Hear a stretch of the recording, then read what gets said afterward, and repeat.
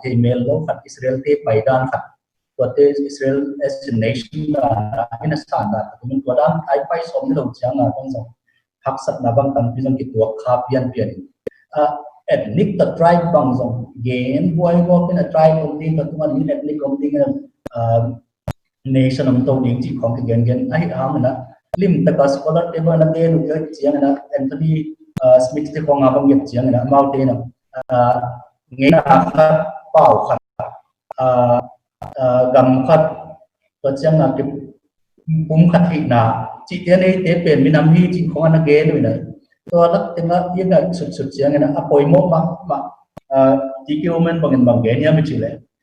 อักษรมาตัวที่เกลอมโลไอเฮลโลเราเฮลโลอมเปย์เองไอ้สัมเป็น communication เล่ prerequisite เจ้า communication เล่ territory ตัวที่เกลอมเสียงนั้นมีน้ำมันที่ปัจจัยเจ้าตัว communication นี่จริงจังนะที่เป้ามาส่ง language สักเตะที่ culture นั้นมาส่ง communicate ที่ตัวมันตัวเอง communicate ที่ลวดสากรรมอันนี้เตะเป็นมีน้ำที่จริงตัวพวกน้องที่เก่งจริงนะฮิตลิมตะกามีน้ำอะไรน้ำเสียเดี๋ยวบางครั้งน้ำเสียมันจริงเลยwomen again ที่ women again ขัดเป็นกษัตริย์มาเร็วๆขัดน้องมามันส่งหักษาอะไรสมัครใหม่ที่เตะหมุนตัวมาตัวเองตัวนี้ไอ้ปูปาสัตสาอลัวเตเป็นอินมีน้ำเฮียไอ้มีน้ำขัดเฮีย nation ขัดเฮียไอ้ตาจังนะตัว nation ขัดไอ้เป็น nation อะไรอันนี้มาเฮีย population ดงจุยนะ population ตอมจิตจัง nation ที่เทเวเรียนปีจัง nation ที่เทเวตัวนั้นเต็มปนนะไอ้ตาจังนะอากามอลัวสาปูปาสัตสาอา homeland territorial homeland ตัวอากิดี associate อากิปอลขนนโลตัวกิปันนะอามาตัวกิassociate นะเป็นอินะมีน้ำปีจิงไอ้เลยละองค์ที่หลังตัวไอ้มันนะมีstate กังดีบางอย่างเช่นเตมีน้ำขัดที่ตรง nation ขัดที่ตรงที่แค่นั้นมันนะอามาเลยมาอุกนาที่ที่เราได้นะเสียขายนะเกณฑ์ดันนะอุกนาอามากัมอามาเลยมากิวขลุ่ยมันนะตัวเตเป็นอามัน ethnified nation จริง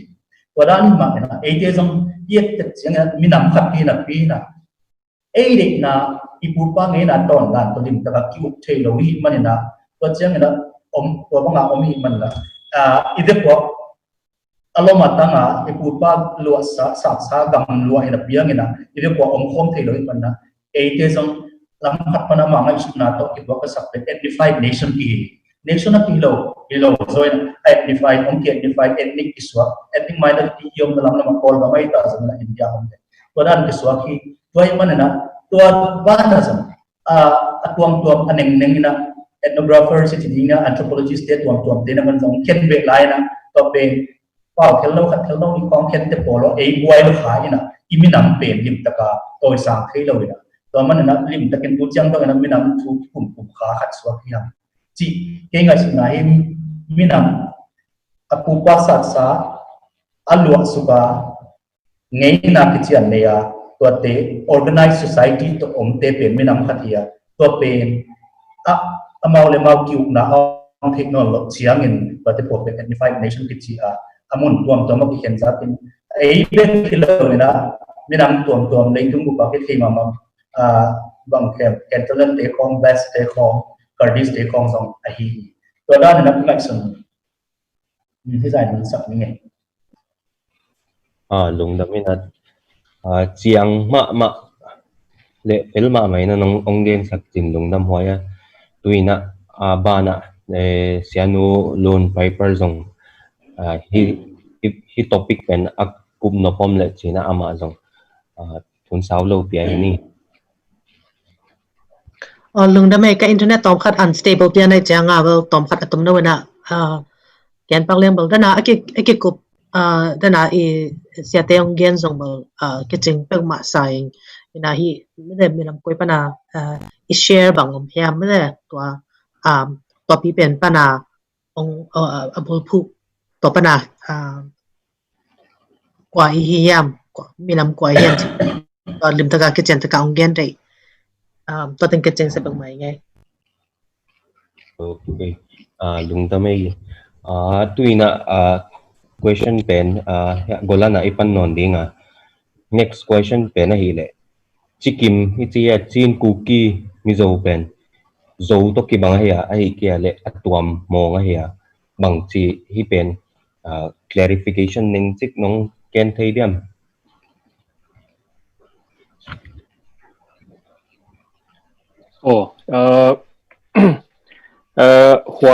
why kon gen na tina I yai talk first round ni dia Friday ya ni pen atampi ki gen hina mo atamzo bagen va repeat ke ni na I hilele poimo ma khat why conversation ni dia ma why discussion holim na pat lakson di hile scholars te na nation banga chiya mi ichia twa zo to chikim chin kuki mi zo ichi tele ahwai apat banga ahwai to ki zoi to na hi neng chik abul subject le scholars te nation define dan ahi kele a concept minam achi te bang banga hi bang criterion ha chi te ai vaki fit in vaki helut som pen top san new mo awaya vaki helut pen som lo din ate kwate hi wachi minam ikilele ei ki etan ei ki mudan iki identify dan chidia recognition ei ki piak ta thu adan pen et ki thak poimo ma din ka koya bang jakai chile bang tan hiam tua zo hi kele chin kuki mi zo chi pen ibuai det na penu clarity conceptual clarity na ilo na penu bang jakai chile zo pen zo suan te zo fa te zo na thlak te kichina pi in izat dan ma le min hong ge nai kele en in adopt to na hi le khatna zo pen Friday holim 9 le ki gen khina khat pen pu zo on ahon suang tu khat aswan te atwa te banga laizom zo mi da ni na mi khat nam khat I kizop na khat nei hi chi te hi ani na Highland mi te gamtung mi te moltung mi om te azo de wa om te hi chin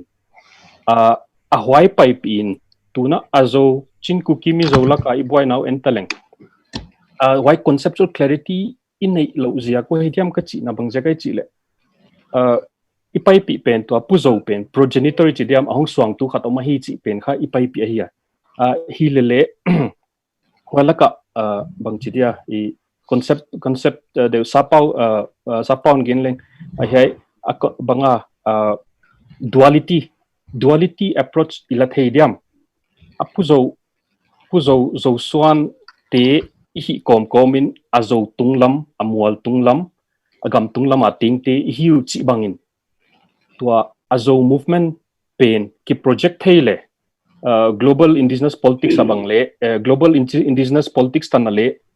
banga platform hoi de even eva keep ud le atwa dual approach pe nong phatwam no ding hiam chi banga ngai to na oma keimu danin zo pen umbrella hin chin kuki ichi te tamwei pi ki genta banga imposed nomenclature sa hi ichiwa dia apata piang ma pen zo mi ichia mi zo hi ichia atampi lockdown le wai le hi le ya thei dia poimo hi le ya definition ya terminology is up te pen ina contextualize ngai ve ka hi azia ke on dong le chin kuki le ka hi chin le ka hi mi zo ka hi zo le ka hi zo mi ka hi apom asang thei khat hi di ke le hi le I contextualize le banga intellectual history of ideas ai le thil him word him ina lifetime nei pian ai kel a context pansana I azat tan oma hi chia tunubang etsek na din justice bang en legend Plato te hunlaya justice what is justice achi uto tu lai modern liberal society democracies are what is justice pen ki bang lo thei Plato te hunlaya bel Plato in what is justice a pen hi order of things thil apai di dan taka apai pen isep di chet isep pen ina chat hi pen justice hi chinwam hilele modern liberal democracy justice chi pen ki bang no to dan ma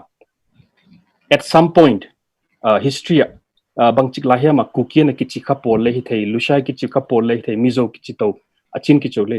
atwa pen a contextual enleng 1700s 1800s like cookie kichi vek pol tu ni ta na ku hwaya cookie izat to tu nya cookie izat pen ki bang lo thei so why contextualize bol siam le lak siam ma ding uchi kom komin zo pen atop na dina zo pen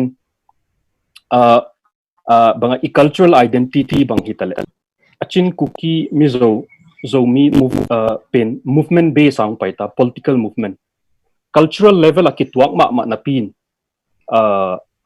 banga kitwa lo na omlo na pin hilele a political zo pen hat zo lo main kamwa mi khat zo people sunga movement tuam to man omahi chidanin kamulel kai waidan hi kipa ke okay ya Lun Kham Muan na siang so nong gen na ke panina communication identity ikithei siang ina wa pena kithei siang ding hong hi zo ma tom ki ma la kina question ma pen puya sini siapa puya ina ning chik ong kum lai le nama ngien ni kipa kinge question ka at yai ku ki chin mi zo chi te terminology ki bang ya ki bang lo ya concept chi ya male ke kenzu dot na ho chicken ka ko ya don na le ho chicken ka ko ya a spelling chi ki bang lo hilele again top chu ki bangin ka muwa ko ti dana ba dong di ko ti dana ho chicken dong di hilele a discussion level a gen di hile dan thum the in jin hai ka khatna chu etymology of the term aku ki achin ina zo vitale banga etymology banga ko ya pangon ki pan chi ai dia wai khat den Golan ni leon gen sekta wai lam chui gen sau ki dia ile I thei sa ma banga a language ai lo le a term hon ke zat na pian tak chu British te hun lai mai in hai la ma research le tam ta Piang te khong in hoi ta ka article gel sai dim sa chin gen sau koi mo ka sakya adang lo na ya tan chu a recognition kan hi non in chin hoi kha state Burma Myanmar la mai tale chin bang recognition hi Mizoram ma tale Mizo hong ku ki hong le na hi no Manipur le chu da na Mizo ku ki hong recognize an om non in chin a hoi no ya bang chu da na bang state na hon recognize sa chi kha edan khodon hi non in chin edan athum na chu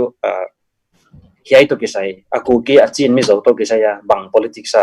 om chi khan hin on engine hai ting thum ye chang kha wa ya a conceptual level la hai ku ki chin Mizo zomi ki bang chilele a political level kha a ki bang dana ki pai chen lo chi kha ke mu dan engine hoi ja ka wai chu en tu le angai to tu te na bang lung si mai lo le bang motive ne wa chi kha poi mo ka sa ho chalo wa ken identity ai lo le the idea of nation ke understanding the political scientists Walker Connor in on influence mama amana bang hema geni chile apoi mo pen bel consciousness ai chi engine hoi jaka ke pen le to Mizo da na ki identify ka self ascribe identity le Mizo ma ki le a consciousness level a ka zo mi ku ki chin bang le wa pom thei hoi level of acceptance kan ija ka ken chu yai de ka ki bang da koi a political level a le hoi ka ki mo da engine hoi jaka en ami malina ivasat dan pen a consciousness ni pen ka azo consciousness no ya consciousness de ini ale ka conflictual dan ile ka mohol ke ya why think again the pothe Piang nang lai tampi song na gel khinta na hi chang ina hi bai namo nang ning chik bang tan hiama easy de na ni ti siam di dan de na kam khat kam ni nong be lak ke dem hi mo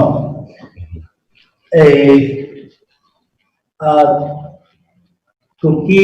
chi ken gen dan zalo na anak amuk ngan bai dan bang nem len igom ko na som lo te sa na alang khalama Turki Mizo movement ngom ni na alang khalama chin da chi sele movement bang ngom ni na ta chema hambal som India le Burma independence song yang pada pol akip po consciousness ki nei pan ni na tua lai ta kina MNF te bang zong hat to lai ta na sile te bang zong hat na to chang na sem khom na chiang sem khom ni lo to kit chiang MNF bang in zong thao khen thao wi thao tang te ong ke tai na som yan le buka ong ke surrender accord ong sign kit chiang na Mizoram ong Piang to chukom to hum lai to kit na pol ma de pol lak im lakina Zomi National Congress Manipur na ki panina to te jong ha pan ma mai na ai ha ma Zomi ki chi to Mizoram ki chi to ni na pu ki chi to China ki chi to đó là cái cuộc thi nghĩ lâu bền xong cái việc của mình là chậm phải xong cái là sẽ bị của mình thì cho nên tôi Zomi first Zomi convention hôm nay vậy là PC để residency thế nào tôi cái qua uza thì là con mình là dấu rong Piang cái chẳng là dấu bền điểm tất cả cái scale ấy ta rằng là tôi cái nghiên định bền aku cái chỉ lại là hiện mà India nampak apa itu Bengal chua, gam benang kilu kihap penai mana alang langau kilu le, barang kalau army kalau mau paitau dia luar na jang ong luar tu, jang ai India nampak nama paitau dia ong luar na jang luar tu, tu hunai tak carry bang na, ala ama carry bang pen political officer ina, ama wana luar tu na jang Fort White kong tedim kong ai je pelam, cina kong base ong tu tu jang lung lea thì nó muốn tuồng tuồng mà bên cái làm cái nông phải tôi khi ta ông Khen khắp về lúc chín lúc sai conference ông Khen khắp về lúc khi tiền mình nắm thật là gì mà ông gom kịp thắc quỷ ông gom kịp thắc quỷ là tôi chú sai conference về khi implement thay đâu là cùng tôi khăn sẽ get xong qua lại chúng xong qua lại đi cùng thì tôi implement thay đâu mà sao lại not lúc sai hills cái đó thì gom comment amalgamate tôi khi chẳng là khi thì mà nói chẳng là cookie hyphen chin hyphen nào gom comment ami thế tôi lại tất cả political officer carry bằng na administration hak salo di ngai chẳng là hi ki bang lo hi chin sai conference om lai hi te mi ki bang lo hi amau gom sang tuang na tuang ni nào sang tuang bet ke na pin kum ni ki chẳng là chin hills cái gì chưa được chẳng là hi cookie chỉ tế cái chuyện chỉ tế mình làm thật là nhiều chỉ nhiều rồi còn anh em chỉ mà alwat tu ngai chẳng là telegram là ông đâu academy official là telegram ông đâu extension le army extension le mà cái rồi đi qua pen administration pen hak salary chỉ với chẳng là cái Chinusai conference resolution pen implemented là mà đi là local officer thì anh mà hak salary này mà hi ngầm lâu rồi làตัวที่กำลังเชื่อว่าที่ที่มีกี่บางเราเนี่ยจริงๆของขอเขาเองตัวเป็นเมคานิซึมงาปุมันอะไรอย่างตัวเป็นองค์คนนุ่งตักเชื่ออะไรองค์เกี่ยวเชื่อว่าที่ที่มีขัดมาจริงตัวเชื่อนี่นะคุกกี้จีนจีนตาลามซงตัวมันentity ตัวนั้นน้องยิงเด่นขาบางแห่ง directional connotation ตรงนี้ขัดเป็นว่าเราชูนี่นะขัดเป็นอินเดียเราชูนี่นะจริงๆตัวเป็นอามีเดียกี่ลูกกี่บางเลซมตัว entity ตัวนั้นนะที่ project ขันนี่เราเป็นนี่นะมีตัวนั้นนะที่มุกตันของตรงนี้นะไอ้ห่างอามีเดียละที่นักกองเราว่าเจ้าว่าเราจะการมาเจ้าเลยตัวให้เป็นบางกี่บางที่ไม่ถ้าต้องส่วนเสียนะมองเห็นตัวที่ด้านเดิมมันเป็นฮักสันไว้มันนะไอ้โพลหลวงคมตัดอย่างนี้จริงเลยจริงนะ cultural identity ด้านนะ business identity ที่จะจังนะจะมาองค์จริงแต่เดี๋ยวมาเป็นจะจะมีอะไรกิจกรรมต้องมีส่วนอะไรกิจกรรมต้องมีที่เกี่ยวกับที่จะเอาเลยจะร้องเพลงนะบางเลยที่จะมีบางเพียงไหนก็จะมีจะบางเพียงไหนเดี๋ยวคงจะมาส่งนี่ตั้งแต่นั้นบุญขบสมแล้วมาเนี่ยเคสละมีจะ history ขัดบางตัวนี่ตั้งแต่มาไล่เก็บบางที่พูดถึงถัดเป็นชั้นชิ้นเกี่ยวกับบ้างนี่ตั้งแต่จะมีนี่นะทางวัดตั้งไล่ปากที่น่ะบอมมันเองตัวบอมมันน่ะบางแห่งอาหารละสักน่ะเกี่ยมิโซปาจิเลยมิโซกิจสวะไอ้ที่เขาน่ะเกี่ยวกับข้าศึกเลยintention เป็นเวลาจะมีมาสาวมีที่จะ police เราเนี่ยมีน้ำขัดมาโซฮีฮัมจีอาร์บอมขบน่ะอันนั้นเกี่ยวกับนี่ไม่ใช่ตัวด้านเดียวไอ้จังไง mi nam khati na pen bel social memory tanin zo online na pin ai hang na state politics of lut ta na state ko to mai ki khen chiang na Myanmar state Burma state na India state Bangladesh state ta na ki ko khen za chiang na hak sai na thu khat na khati sa ko thei mon na mi nam khat da na ki luang khom thei lo tua hi ke na buki kya kya chini chi mong len zong awala ma tia ding hak sapi chin kya kya chini chi len zong ala ma tia ding zong hak indela ma tia ding hak sapi ung suakin angle wala ma state na recognize na significance in hin tai chama tua ting hanga chin buki zong thei lo ko changa chin buki chi le mi zo agom khop pe mong chi kim mong ke ina kilom pa sa ke zo buki chi colonial name e zam le ni le mi zo bang zo ki hel kin sai ko na chin cookie chỉ là bên cái colonial term in anthropological trong adopting anthropological term mà xong linguistic và xong rồi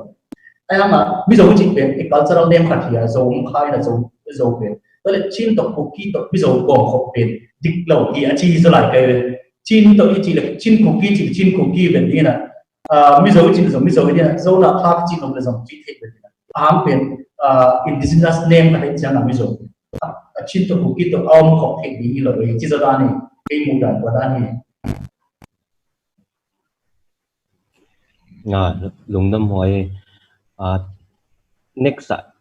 ipai mai na tu na i topic dang ipai mai na tu topic pen ma siapa Jangkhongam pen idong lai ding aman jong kup nop gen nop hi vaya ania le ama hun pia hi ni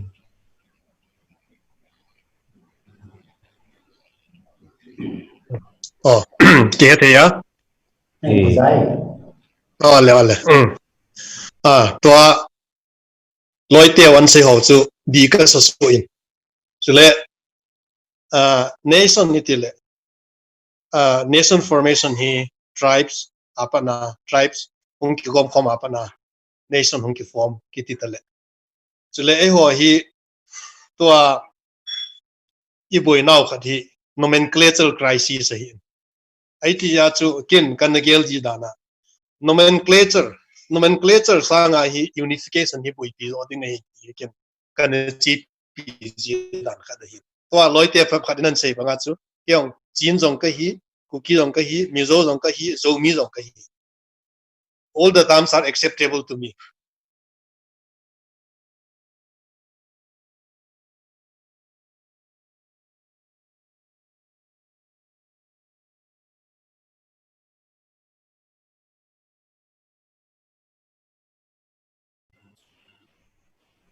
technical problem om sima hi dinga ingak zeklai dinga tam ka ya pai lo ki so is ke pom dan kha dai yin is chun to ayong hi te ka anadinga it's nomenclature. One should not be crazy after this nomenclature. One should not be crazy after a particular nomenclature, but one should concern about unification. Tisukin kachi pi khadahin. Ai Mizoram University ka gazoi na chu.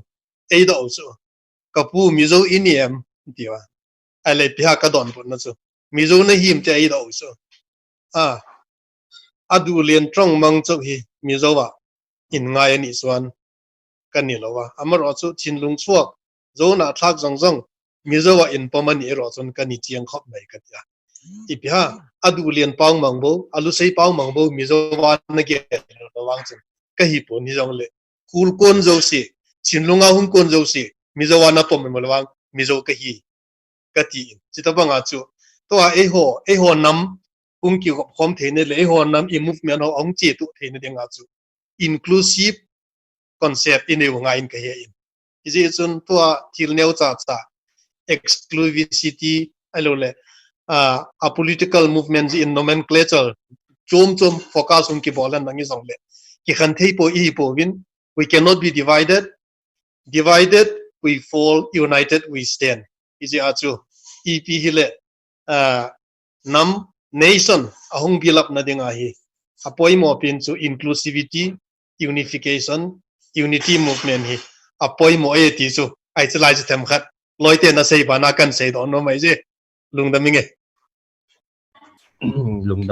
lungdam hoi ma mai sia thôi Piang kim takin le chiang takin nong gen saka aba nai pai suk dinga tuina e next ding ina topic tom Piang ma hiya tuina movement mina movement lamai lut ta dinga zo movement pen bang tengana omta bang chiang tan tunga future jong bang tengom te ding hiam chi pe wa pen ki kum leng có yang mày nóng pan non về mà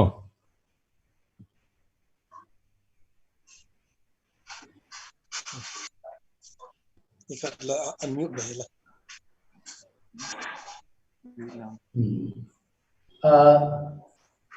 dầu movement chỉ đến cái gen sắm ông phải về là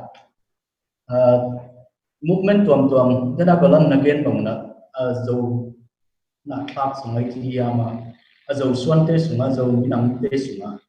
movement tuam omina đang ina CLA te hun lại đấy MNF te hun lại mau thì gel nó bằng phong thì bằng cái điều về dù không ai cái cục đàn tuam thì nó pin to lại nó bằng phong thì đâu qua tôi cái chiang ina ông bây là som 60s lại movement it pat deu pen 80 sang pen 80 sa ka nong ki pan thap pen CNF phomina bachang na ZNC pen non violence lama patang paina ZNC hun lai bang bel to za mobilization social mobilization adia kina Manipur lam le mun tuam chittagong hiu chen na tan pha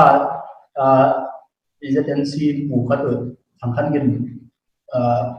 ugin pu bang bel abazin koi ke na chittagong hiu chen tan pha mun tuam ma aki to khang te again thei zela to dan na tim takin na payo na ayang na to ZNC movement 80 sa te jong ong dai ki kina CNF jong ong dai na to te pen arms group mang ina ZNC jong dai na to kit chiang na so wa kum lak polina aku ki aki chipadia tulai taka atha speaking lak te pol laka ong ki pan tam to to chiang na lamka lama zet aro chi gong ki pan to atwa chiang na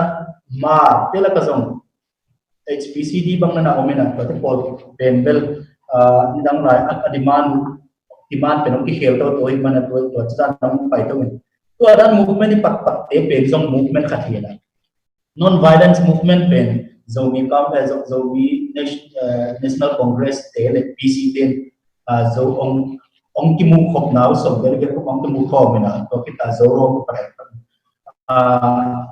mun tom even organize platform tom ko mazam membership ong bala na kutang moi ma na ha pan ma maya ama bang Geneva meeting na muna ba citizen hina to za no ha panai azo Suan te tem pai khop ni na to da na pai hina hi pen je kai ma ding bangina kun kinong ta toy mana iom namun jata swakta pe salo dengina movement pat jata dia kena Manipura de bang pen swakta pe salo iman na zat aro bang piang KNF bang piang KNA chi bang piang na wat pol khong ina tuina Manipura zone UPM de KNO china group lian ni am ki Khen te no to pol na zone talks nei no ta pai to hiya to ai manina Mizoram abel muan kata muang kinta na mau pen completion ini dengan zo ayang mau na hitik subel cultural unification something kong hak pada zo face kong organize zo face ang patung na chanda mal lungdam kai chiang na chanda mal bakal ke ho pawaman na makena zo friend tak main kadong ko Manipura dia ka church pulle Manipura zo na thak te na bang Mizoram belwang chip movement ng parleo no lang bang ay response ding chile at takinong gani na friend takin chile Mizoram ready lo sa ding kayo no lam sang na chi sana adik zongay maya amao pen ready lo sa ding mahangam chile state tuam mayom le i correctan tuam jong mana i treat tuam jong ko te pol hang khong na jong timulit na jong tampiong ma to pen yom khop lo man kam khata yom khop lo man na ei jong timul ta jong min thi kiu na tuam mayom man le i thadok tan jong tuam ma to chan na hak sapi kha jong suak hin chi ai ham na cultural unity na ding na anjan pi te bang zo face society geola to tan la la pai ding in kalamena asyam syam ina to hi na yom namung chia ta e ya chia pe lim ta is ibu pal leading chia kire ding da na ong bang tai na Manipuram ten jong lim ta ka asoi syamwa tom hat status neu hat territorial council jang beka mukyo jong how se to chiang chin state ta jong state ka tam kini tai to lak tenga pen bel aki khase sak den pen ja ka tenim kam pau chi dingia ma zo bi lak jong lim ta ka pau wap te banga resource pen ma khalo ke ching to pen mau jong lim tak ma panong lak ding hui lalin chin to lo pen bel as a nation ông bay tàu đỉnh biển ông kim lòm đến nó mạch sủng kia mà tuần ta chơi trong quay vui bên là kiên đàn được quay hồi ta cả bản ông lắc cái căn đi nhầm chỉ biển ông bền lâu ấy ta rằng là yêu năm ông chơi tay bụng bẩn lấy khâu thấy chơi thì là tuổi harvest là tuổi cái chăng real reunification biển ông đầm đầm cái điều đó thì dính lệ xin lỗi ông buồn ông cái lọc ngày về chỉ là kiên mạch sủng này tua dot na pen ma sianu lun in aman jong ang gen ding in ama sam hini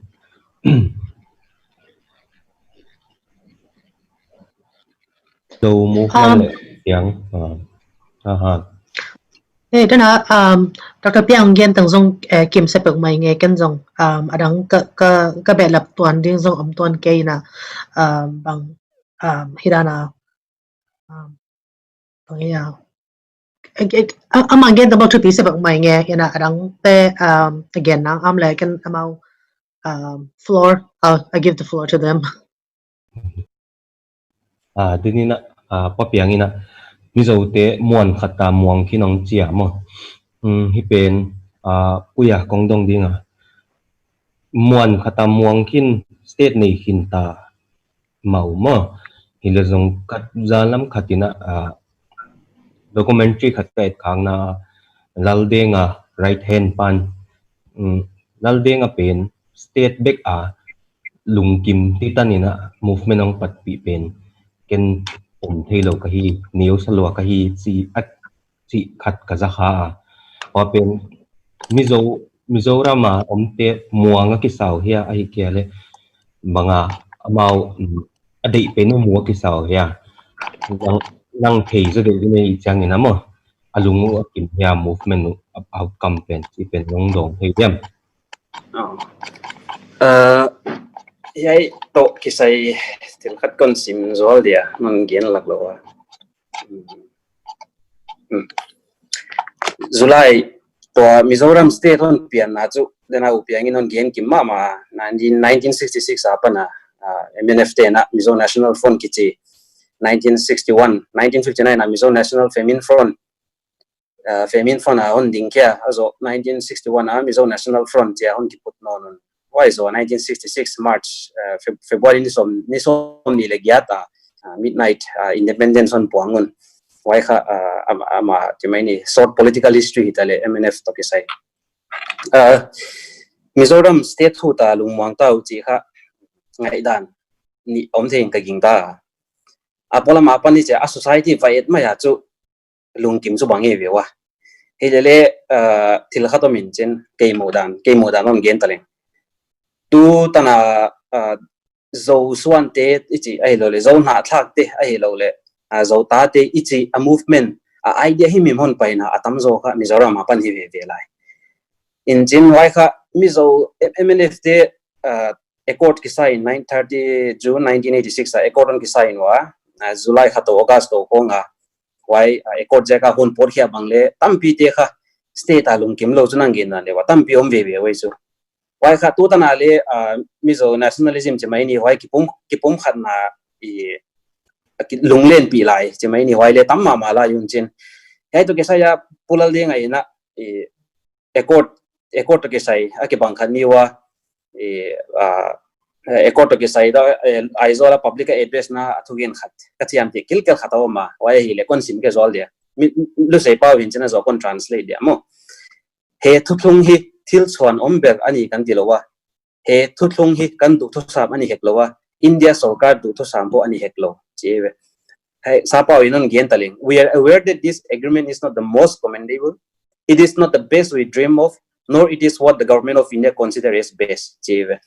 why aman again to pay na hi le hi move bi accord kha a full stop hilawa hi no itol ta wa email sa tere agim ta wa why jakina hun pai to zel dia khang thak te na bangjina nun te kap diu ko au palam te chu tu na kana hol tol dam diu full stop hilawa hi koma hi chinom da neve am again kenon interpret taling why kha tu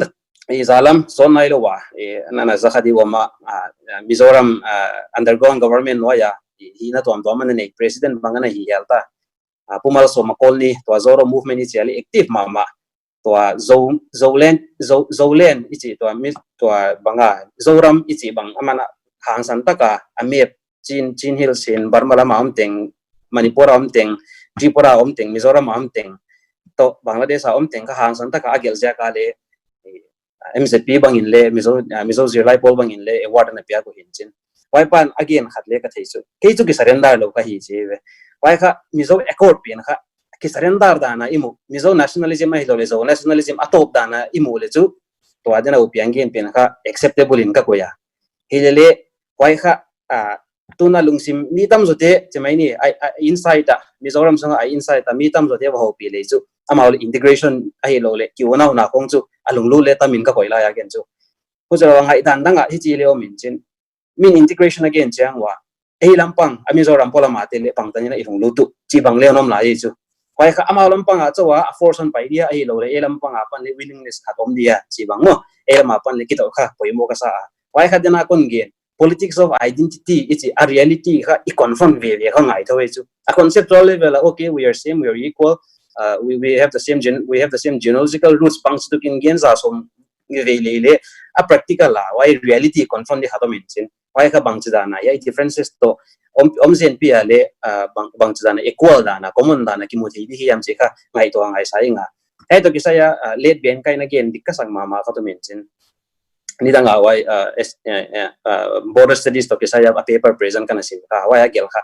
zo suan te la ka to ku ki mi zo chin zo mi ki chi te la ka physical border bana border khatoma hi wai bang border ai chale mental border hi che jo why mental border pe ni phet ke wale jo unification pen athu le la chu moi chu la bang isa le moi ma mai chu hilele awai mental border pe iphet thelo iphet thi ma sel chu banga a block a hilo a barrier da na hai kha omgi ge din kamua ai ja kami zo te la male ami zo ram state thun ma sunga le tu ta na le ai to kisai banga unification to integration to kisai ka alung len pi to mitam pi ten le ana si pi tau mitam pi wai lung len pi te le tu ta na le dam lai wi si ka ki ngai da le ki mu da ne we pi ka PhD zo na le MNF movement Mizo National Fund movement ma hin chen ke le ni da nga manipura khanglen ki in ngai dan khatana ki nei hin chen ama zo lung kim ta we si na dan le khatana ki nei al bang tani ma zo lung kim ma we le lam ta ka banga hun so pi state ban ina bang kum som tum bang na wal tau tu kon banga new generation te to generation omle te bang ina a movement to omle thin on lo le moi chu ojidana hele tu la ya khai cha revivalism dan le khang thak te la ka new generation te la ka le hon nom ni dang lai thu bang hong lulu thako ta pu Doungel te university ma bang le university bang 2001 hon ne wa ki pana MNA movement bang lulu thakun chen why basis aga hits dan le wa bang MNA movement ai independence so hinon lo wa mo banga pitfalls banga na hi khelu banga ma banom thei di chingai su na le tu la ya chu e ja public loin ki gen ke le personal level ale holim na ta min chen why lo watil khat ka last point in kon gen dia 1990s to wale kha mi bang za hiam tin kha hijda na ito mo ko pendik lo hi chi khom lai we chu ho chi ale bang tani ma revive le a movement ka revive le na so apoi mo le arm struggle tan le chi bang le hijda na thu hong le no min chen hoi ja ka in le thelo tam biom thei ama le hon thelo tam biom thei le why kom kala ka bang za na convergence om thei dia differences te bang na reconcile le chi ka boy pi le why le poi mo ka sa ka ki pa ke tuina India lam yen ta tuna sia khaya ding question na here Myanmar lam Burma lam movement bang tanam ta chile tuina imai tu ading election khongom to ding hi na outcome zo ni tia di zo suan tia ding ina outcome bangom thei dia chi pen nong gen thei diam lungdami cái hi azo movement lian to ki sayin ka gen novel campaign a kulo zo mi zo ki chi teng chiang ding mo hi ke le ke te na bang bar malama ko chin state sunga zo tung zo pe chi om mo lai zo om zo kwa chi hong mina ayanga tedim kampao a hi lo zo mina po min lai zo mo hi gen leng bang hi chin amao chin history again na lai zo lung kwa chi hong again now in emi akipat kian na ki gen na khat lai zo chi zo min zo min po vi ve hin na nên là again na laka cái kalung sim sungang pai khe khat pen ya Kanchan Chandra chi U.S.A professor hi ma pen Indian midam ma hin yang wala ma American aswak tamo toy alaya na cumulative finding in the study of ethnic politics achi na sunga hiran movement na chiang man nam nia na khenina anam khat na pen democracy federalism self determination ichi te por chiang hi political reason hin anam ni na pen por khatin a democracy ta ke jong federalism ai lian ta ke jong kapau kalayu kabiang nau ka ngei nau jang nom lim limung chi kina ahyang ani first movement pen politics to ki sa movement pen bel national boundary sung khata piang hin ahyang a second movement lew pen bel kapau kaminamu ka unau ka ngei na kabiang nau chi pen national boundary Khen zo lo na china movement ni chi chang tunen bar malam India lam ichi na tung to na ken bang i identity khata katwat pen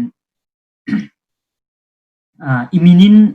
ngom zo lo chimai ni china ki chiom ku ki tha do ki chiom me mizowa ki chiom me la ya ki chiom me chuo ki chiom me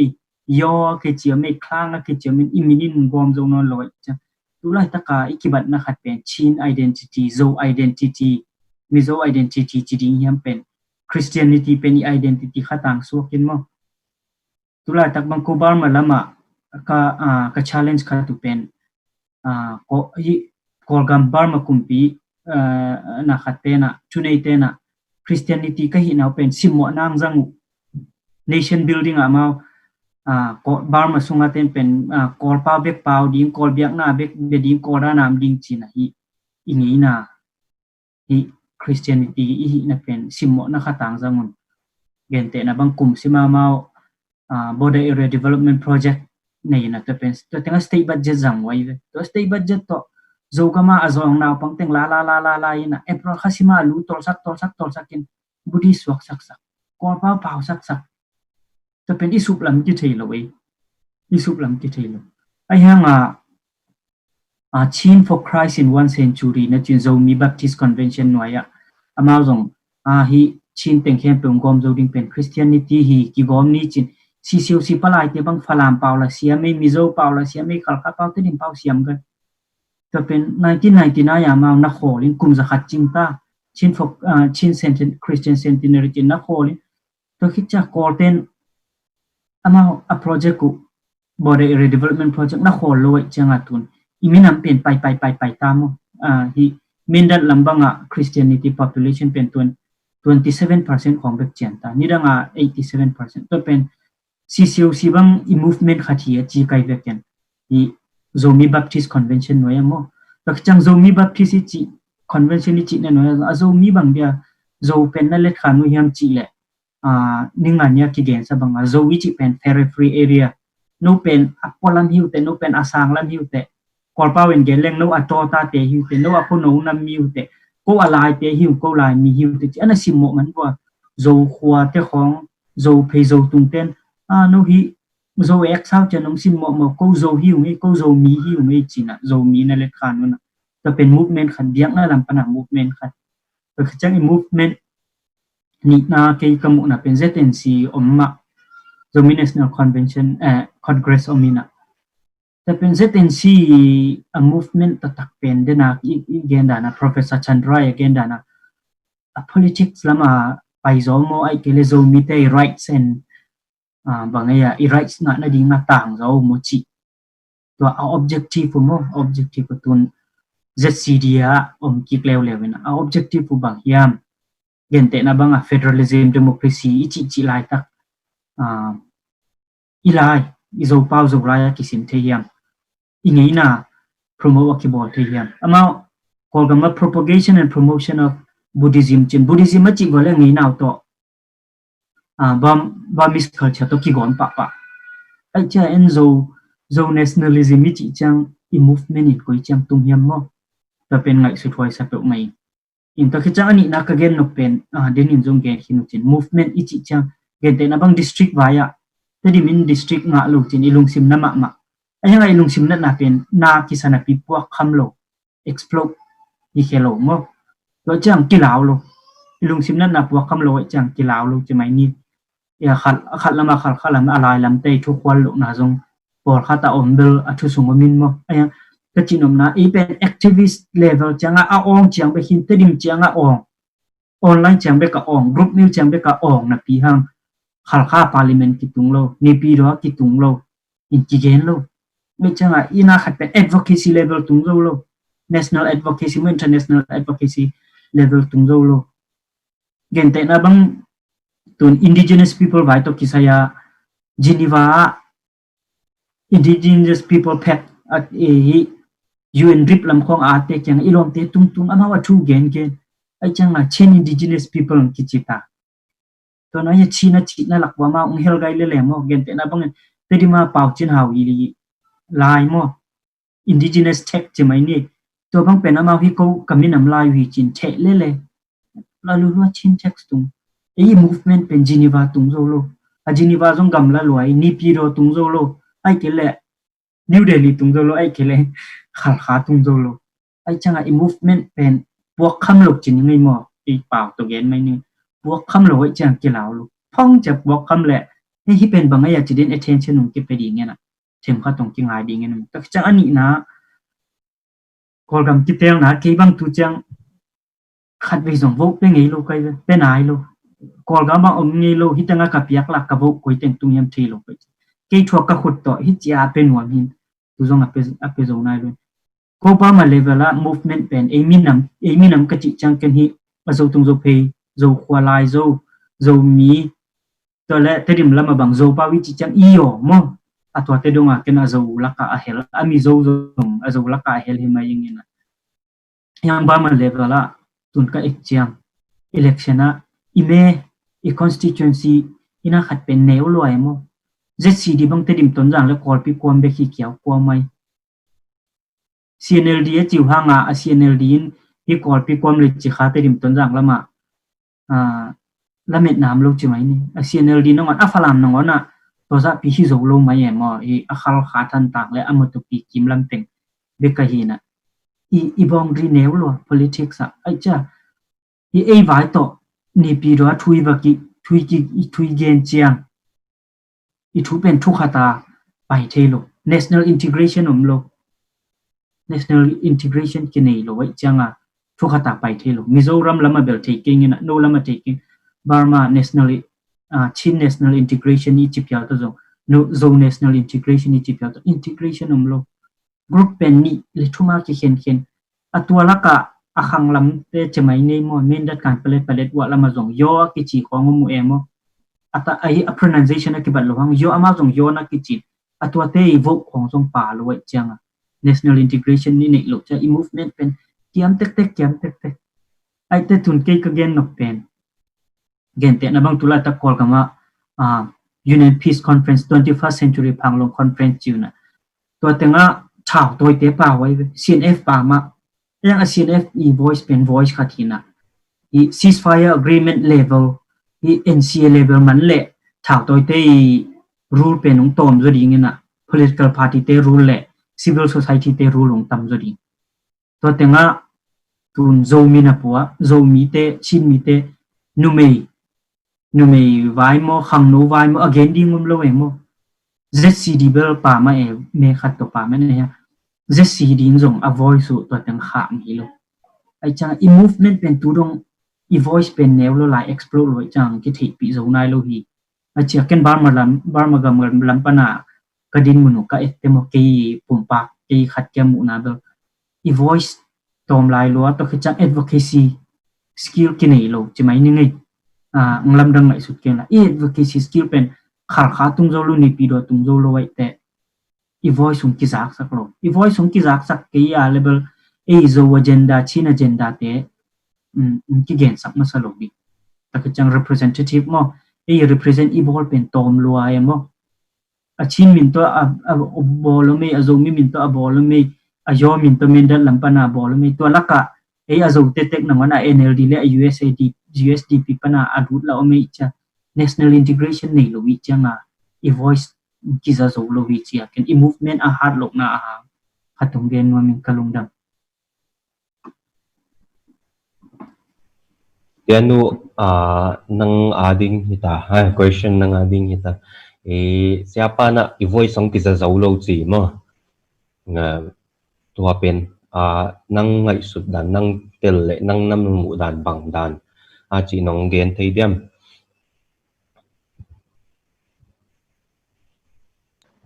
Himaya dana Dr. Khai again ba man lo and advocacy lam made tampi takisam education lam tampi takisam atamzo pen hi pen bangya ko gama ba malama I khan tong na nai tammo thailo a hianga hi politics lam hitale kumpi lam atupi lam pen mi tampi takena thai khol lo we ina toy changa atupi pena pen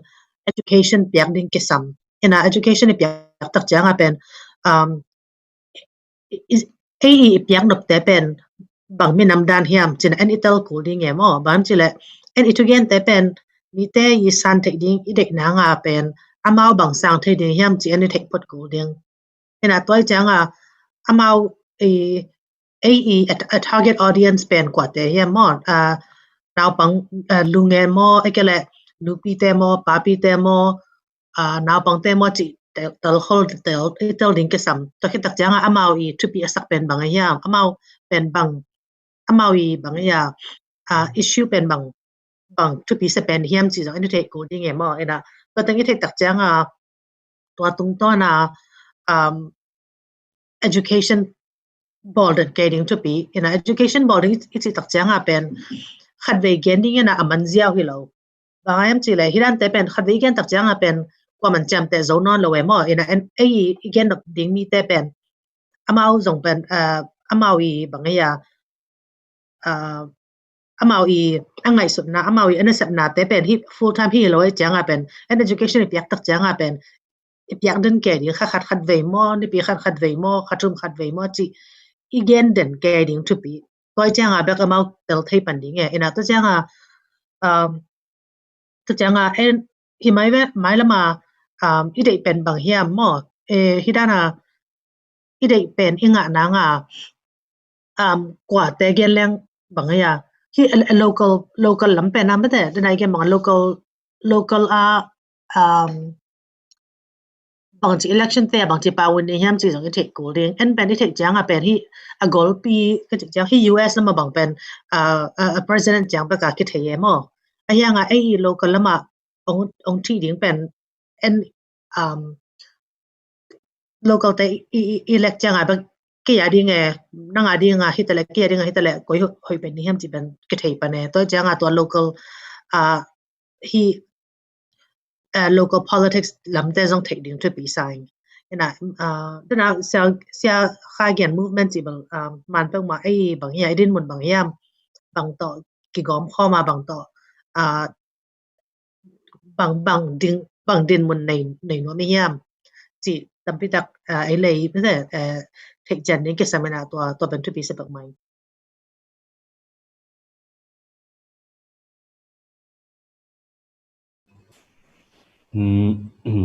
movement pen nidang in zong tampi na pai pi hina tun zong apai la yaw ma mo to pen Professor Jangkhongam ading in a question kat nidang lai movement to tu lai movement ki bang hiya ahi kiya le จะกิเข็นตาเฮียให้เกลนี่ตั้งเป็นไปปีไหลเฮียจะเป็นน้องเกียนเทียม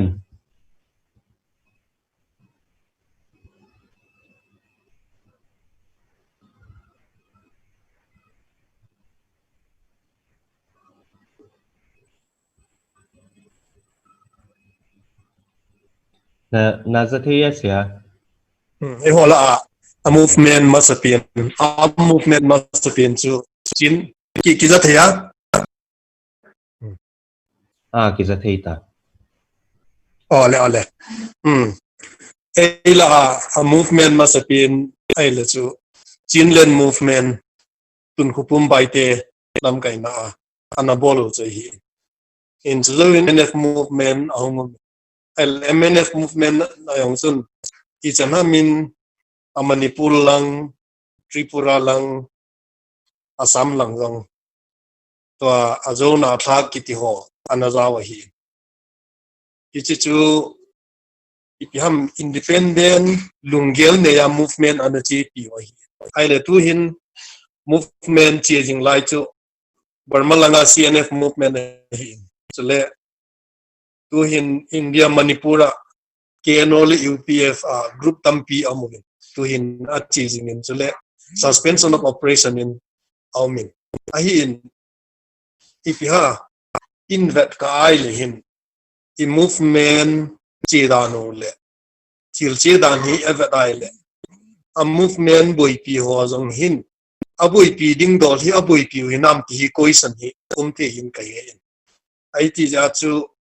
ตัวมาสัง movement ตัววังสุนกิเขจับห้ามที่อากินก็มูดานเลยไอ้ที่จู่เกย์มูดานหินจะเลยอาจจะว่าปุยเลยเพียงกินนะสิมิโซรัมหัวหินสเตทน้ำมูพาตัวว่าฮีอดังเกลโตตลอดลุงมงูหำที่สุไอ้ที่อีจะนำขดามิโซรัมกลุดมาสังเลขสิมลายาเกินเรา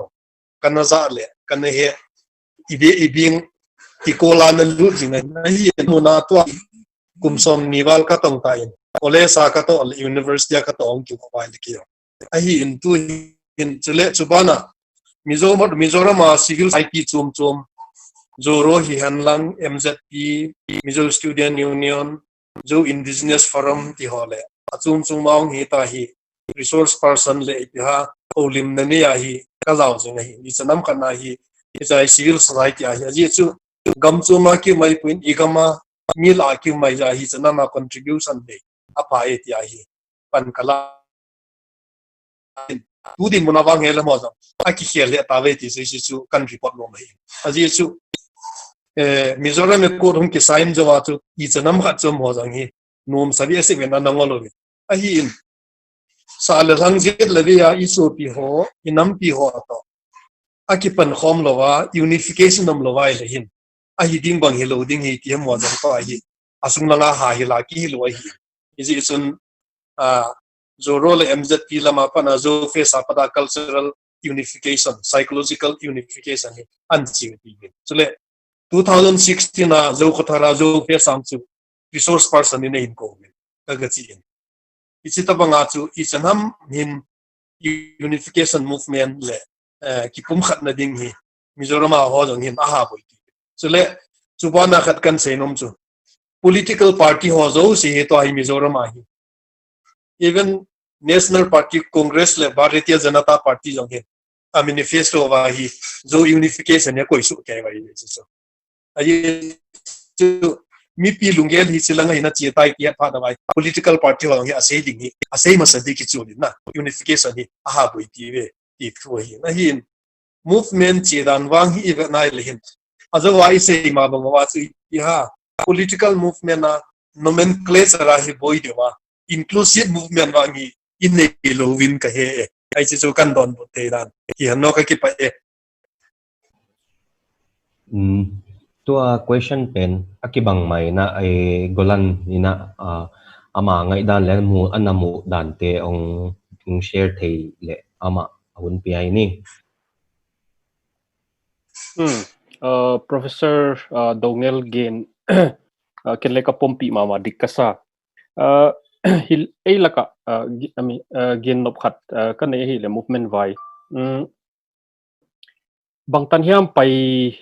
he movement vai to nomenclature politics ichi ya achin akuki mizo zomi chi dan pen kham huai salwa mi tampi na kham huai salwa in neulwa sa in kham huai lwa neulwa satchang a movement pen bang va discredit ichi dia ai kele a movement pen bang hit haite poimo lo pi chi na khat educated middle class laka alian ma hat ma ka sa yai pen hi banga the siam poimo kasa bangje kai chile zo movement gen di hileng I manipura kuki hin azomi hin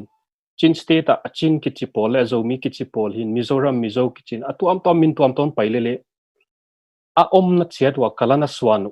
ma amau de amau tup amau on bangchida a context amau on region hiam state a amau kalkhat kalni na swan to tengu zo movement khan to na hilen kamua zo movement gen di chile hile huai sunga apoimo chu then abulai gen ma bangun recognition hatil component poimo ma maya recognition ana musa chimaini colonial huna pat post colonial yai indo burma borderland laka state in kumpipa na I recognition na piak bang hem oma white hi le a movement pen apai zia khat oma hilele hwai sunga zomi bang enle atha kaung piang mizo bang chile mizo bang kha as a movement in a state bang on nei tawa state patronage kumpipa de sakna kumpipa nung thuap na kumpipa banga support muto denina I hatin hat he hu ke le china abeilo khatoma ahwa kom kala zomi movement bang enle I hailama hi anaw pangpin achi theidia hilele apoimo na new pen twan lo ai I om na chata movement tuam toma na pai pen hi I thei siam ngaya hoi jaka movement in hicha azo swan ki ven ai kele zomi ki ven mizo chin ki ven chi identity level lungkim ki tamma ma ta ahwai bana kalkha swandi chileng identity pen hi na ma hi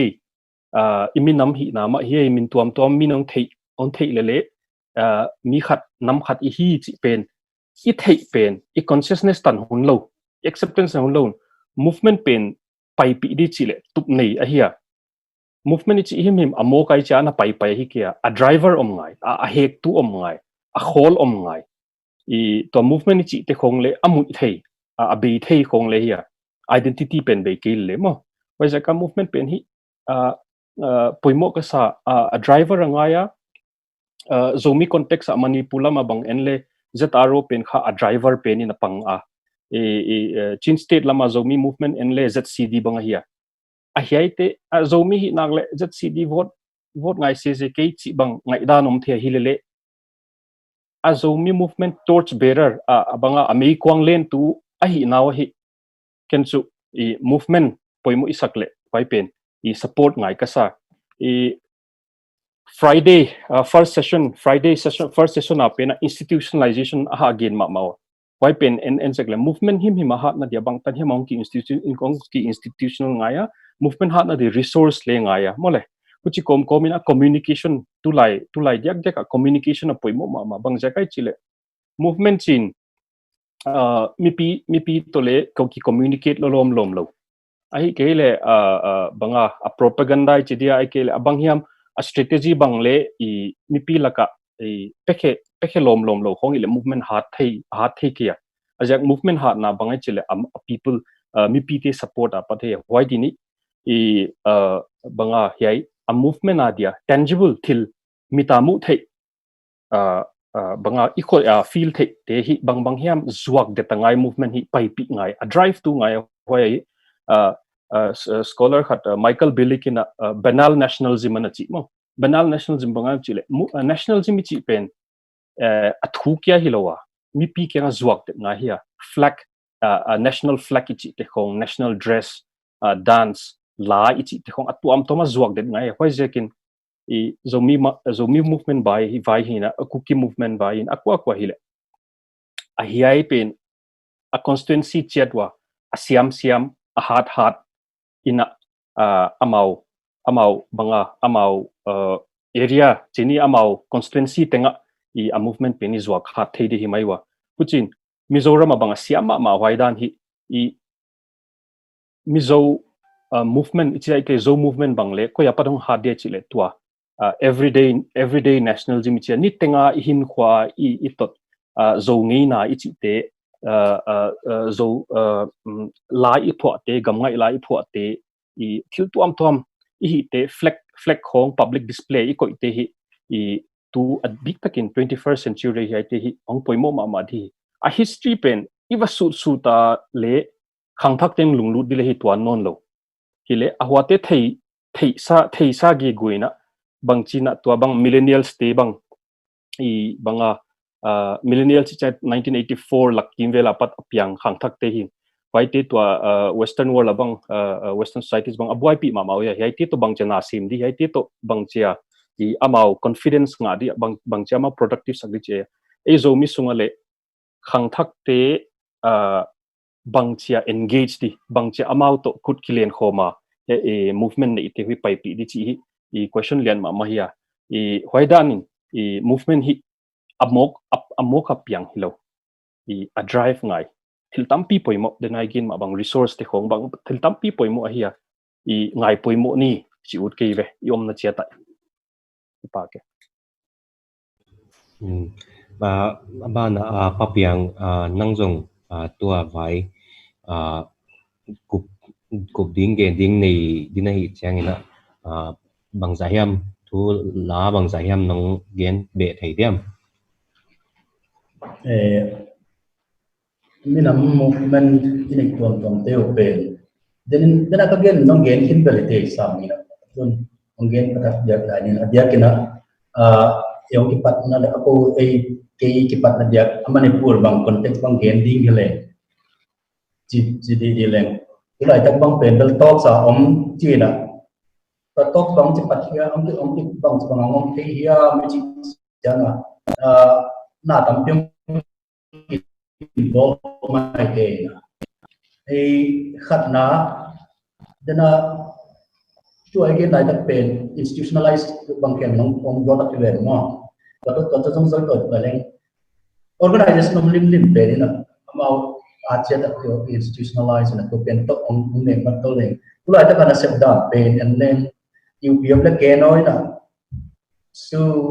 short people ka na sign kinina kum ya bang kum ko bang ai changa tok sang king base panen to ong tun thik ani nga bpt ta na le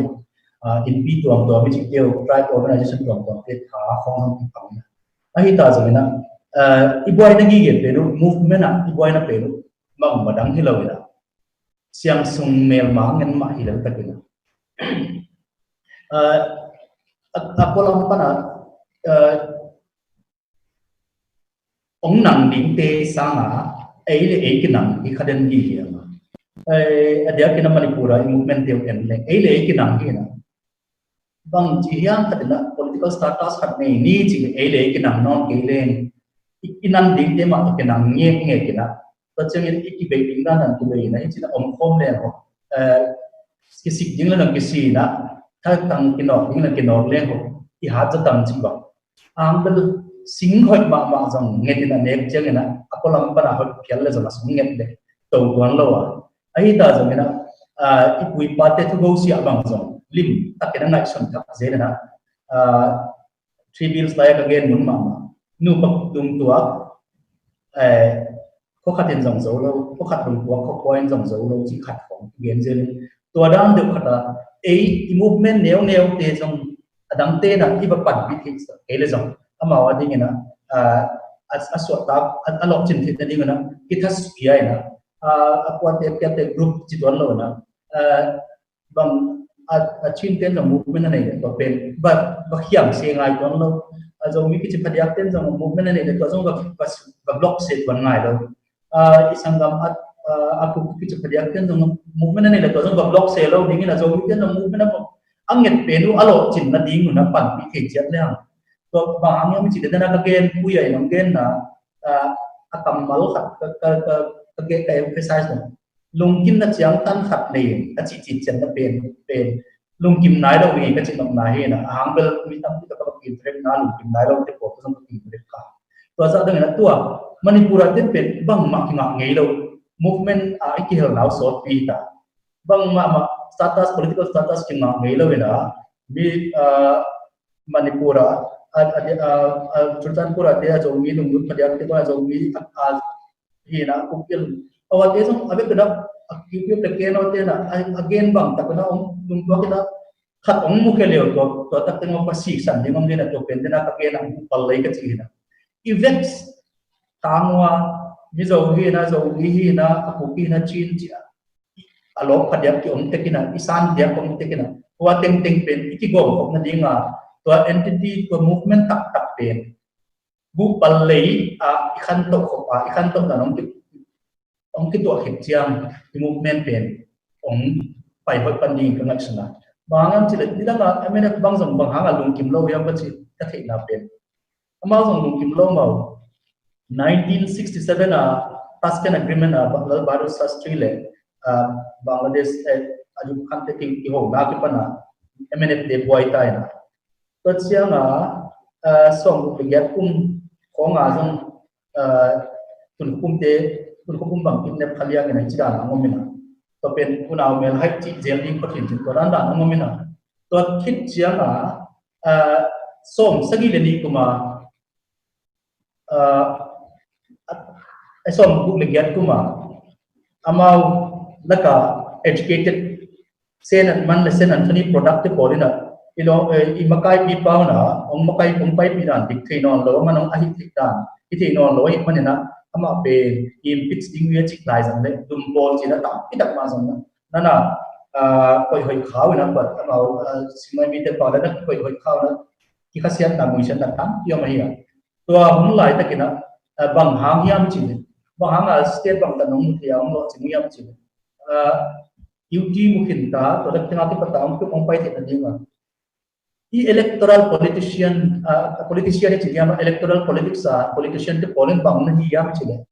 atut namun uzon on hey ni kopa Charles leader tu politician te to bang khoma atang bal te wadi ngam surrender dan ngam bi facilitate te to pen ahui ma mai to mana tributes type kin to gen gi dia singoi mi ni pen any solve here thi na gam akwan ding na iga mong bit na to ai le amau pen isak ki jong ai mo ko khi na bang hang yam chin to pen ong ikisak laya hong hu dinga ino isol khete amau jong agil kyal dan ta ga chi gim the chana to lo tam chen to ong pai khen de dingwa bang tan hiam ham tat na ini ke le jong iman ton lo dinga amau ding jong fulfillment am lo dinga to ong pai khen the na dinga lamti hon sak ding pen politician te civil society organization te le atuam ten pan kilako I dingu to pen ong pai kheo na ni bu bal le bang ong fruitful na aga ne ko mena to chang na I zomi pi adam azo dam te to song kal swan to no ni chi song swan to khop to dan bai ko ti dia to dan ko ngai sana to hi man na movement chi te mo pen ami bi te na isol khiat te pen adia kin ni na to tulaya bang hang ti bang lo ya mi chi to na mak wen gen pen bang professor Zam Khan gen pen ni dang la te pen nationalism movement fir laya so 60s laya na pai kya na tua te pen awada na jong hak salo ayanga ha jam jong hinon bian lo na ayanga minam le kam I ta pai kya na hak sat na kam pio mina ai ta jeng na tua te pol kwa te yam che ni dang te pen lai siam ngen lu ti na tu chang lai siam te ko ma non lo again example three bills time ma no again example again na te again nom laya lai siam pen te kum pin sem di asiam halo te pasien na sem di asiam lo padyak te bang bang yam gal kap ko ma tum sang yen asiam lo pen te kham thei bang a gol te pol pen na gam na sem di politics minam politics sai ding ki ko janai chianga to minam politics ten siam te bang takai te tanang pai wina talks tan bang tum thei ayanga e pol summa ma siang summa ma mel ma tu go dina kinan takinang phung tung dek liai liai kam thei bulom tak ting makaya phung tung dek liai liai den man jang kinan ken kan to pen hai wai ma khatin ka ngai suna nuo wai asiam pen te na hi manuna mi te lo chingwa đi đâu mà MNF movement chỉ có xong ăn mau bể bằng lồng chỉnh cái điều xong xe là thằng này là xe là men product stop thì đặt đối với điều ấy alai thì khăn đi ông xuân xuân tên là hắc sắp mà phải bị cái tua talk sản cũng thích bằng một bên Manipura in political movement là của Assam tun na pe na hi ka chi thea bang chin talks ta cũng thích government talks này tun na ding tan zo the hang lim takina pai na kinang nang lo na pai na kalsuan na solution bang tan bang kun sak zo le bu pal le khat be ma pe ding hi chi kai sun na ka ne ya pan khop ding ma bi interaction gi ge tonตัว question นอนเป็นอุปยัยดงนอนเองเดนี่นะกลันนี่นะ movement เป็นมีเป็นจิมตากบอลตามนิ่งตาหินะบางจิเลทักลักสักบางจิเลมีเตทัทสักเทนี่ด้านเป็นนังไงด้านนองเดียนเทียม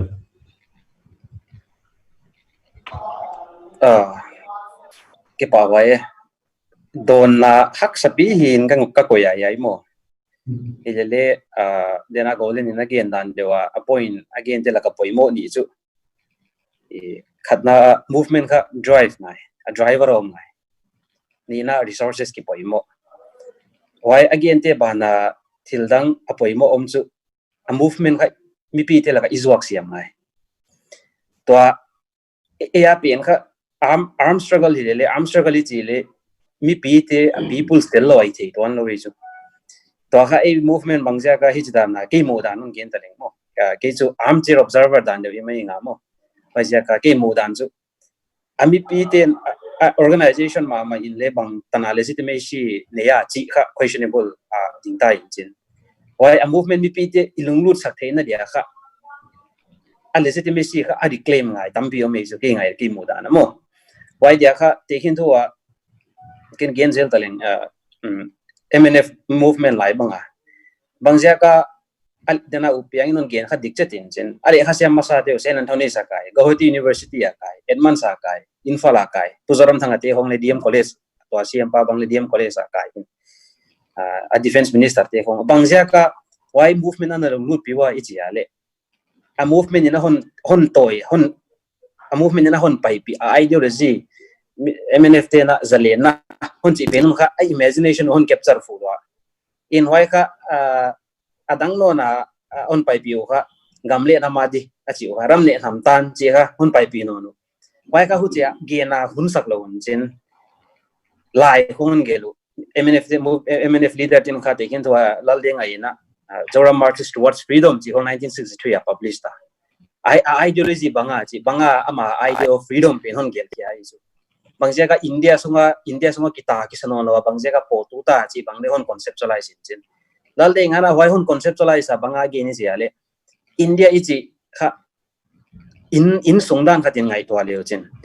อินส่งขัดมีตัวมกิเตียงข้อมินจริงมีตัวมเตียงข้อมเตะละก็ตากะขัดตัวมินจริงไว้ตากะค่ะมีโจทย์ที่ฮีจีชูบางอย่างก็ตากะอีจีอะไร racial appearance ยักมั้งวุ่นร้องยักบางอย่างก็ตากะอีจีอะไรมิดยักจีคงอันนี้เลยตากเสียคอยจะก็อินเดียสมมติkitaนองเราวิธีมันนี่นะเฮียปัญหาจะเลียนดีนะมั้งตัว movement กี่ส่วนดีจีคนเกณฑ์แค่อินเช่นว่ามันนะ concept จะเลียนมา concept เป็นมีปีละก็คนสวกเจียงintellectual ที่ imagination เขา capture เลย again เจียงว่าสิลองอาบะโฮสุบลาย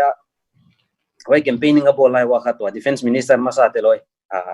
Aizawl ตัวอดัมไลอะไรขบูบังเลยซิมโนมาเลยเกล้าไว้เลยชาลีแล้วเขาเรียนอะไรเดี๋ยวห้องเลยมีเลยข้าเสียงเงินหิวจริงไว้เดี๋ยวบางอีดอดเสียงอะไรไว้ idea of freedom มาค่ะอันนั้นเอ็นลาวอีจุอาจจะเลย movement นี่ revive movement อมนั่นเดียวค่ะ ideology บางมีปีเต imagination บางจิตนะ capture ที่ดีไว้ค่ะปล่อยโมอินกัสไว้ค่ะอีจ้ะกาลกะค่ะ revive ไง ideology เลย recycle ไงideology เลยบาง revise readjustment บางเลยบอลไงจุไว้ค่ะ1963 lal ding ai non publish in chin 1967 68 laga ka foreign minister ma sapen pa na lalming thangai na Mizoram exodus ti hon gel khenon in chin why Mizoram exodus ma ale why lal ding ideology ka hon gel thak non in chin why zo ka 1980s to ka to CM pa Mizoram thangai na le khabu khata gel chu zalen na lungphum chi the foundation of freedom chi why ka freedom ichi banga ichi kha amana icha government level la kha analysis on bono ne huja a propaganda kha mi pi la the dak dar wei chu akalak la kai cha pai to kha to min chin why movement is a pai to chang kha mi pi te la kha tuna a rebel to ani dang la ya te ba dong le chin le bangja ka nang rebel le chile china zalena console ni zalena ki swala hi chi wei chu ena India government insurgency hon chi sakya ethnic conflict hon chi sakya armed conflict hon chi sak bangle ama wai vocabulary le nei lo wei chu ama ngai dana chu freedom fighter dana ke koi top mayu wai ka hin chin hu dan de wa mi pi te la ka le ni dang lai nu mei lam te khong le na pang wai hun lai na om te bang idot le MNF te chu zalena swala lo mani freedom fighter hi chi kha o mei chu wai saka wai discourse ka create is ya ko kha mi pi te la ka le chi mai ni romanticism bangle mi pi te la ka le kha ana happy ta kana penetrate in jin wai kha asiam non ma nau kha la sanga hon be non wei chu wai hun la ya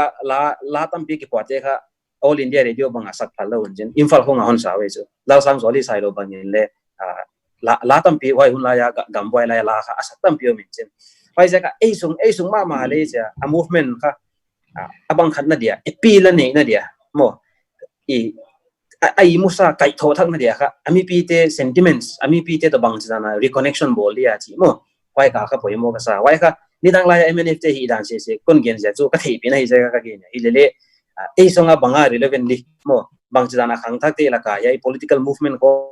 apoi mo na chi ko banga education dan de mo awareness drive chi ko ke ngai dan na chu poi mo ka sa hu chi lo wa a discourse kha toale a discussion terms of identity centered hitai chu awai problem if identity centric lo chenga kha thiltam pi ki mai income wa ken chu wai identity discourse apan ma le bangchana bangtan hi ma dissociate thei dia chi bangle ngai to poimo ka sa leader ten le bang thil teng identity discourse I khum lut pek chenga kha thiltam pi asai ta thiltam pi poimo tam pi kha kimolowin kamu wai ting kon gen phot de kha ki pa ke tuina chanu huni penon dinga zo movement in future ani hia zo movement future nang ngai sunna nang na muk na bang tenga oma bang tana oma ti pen nong gen thei dem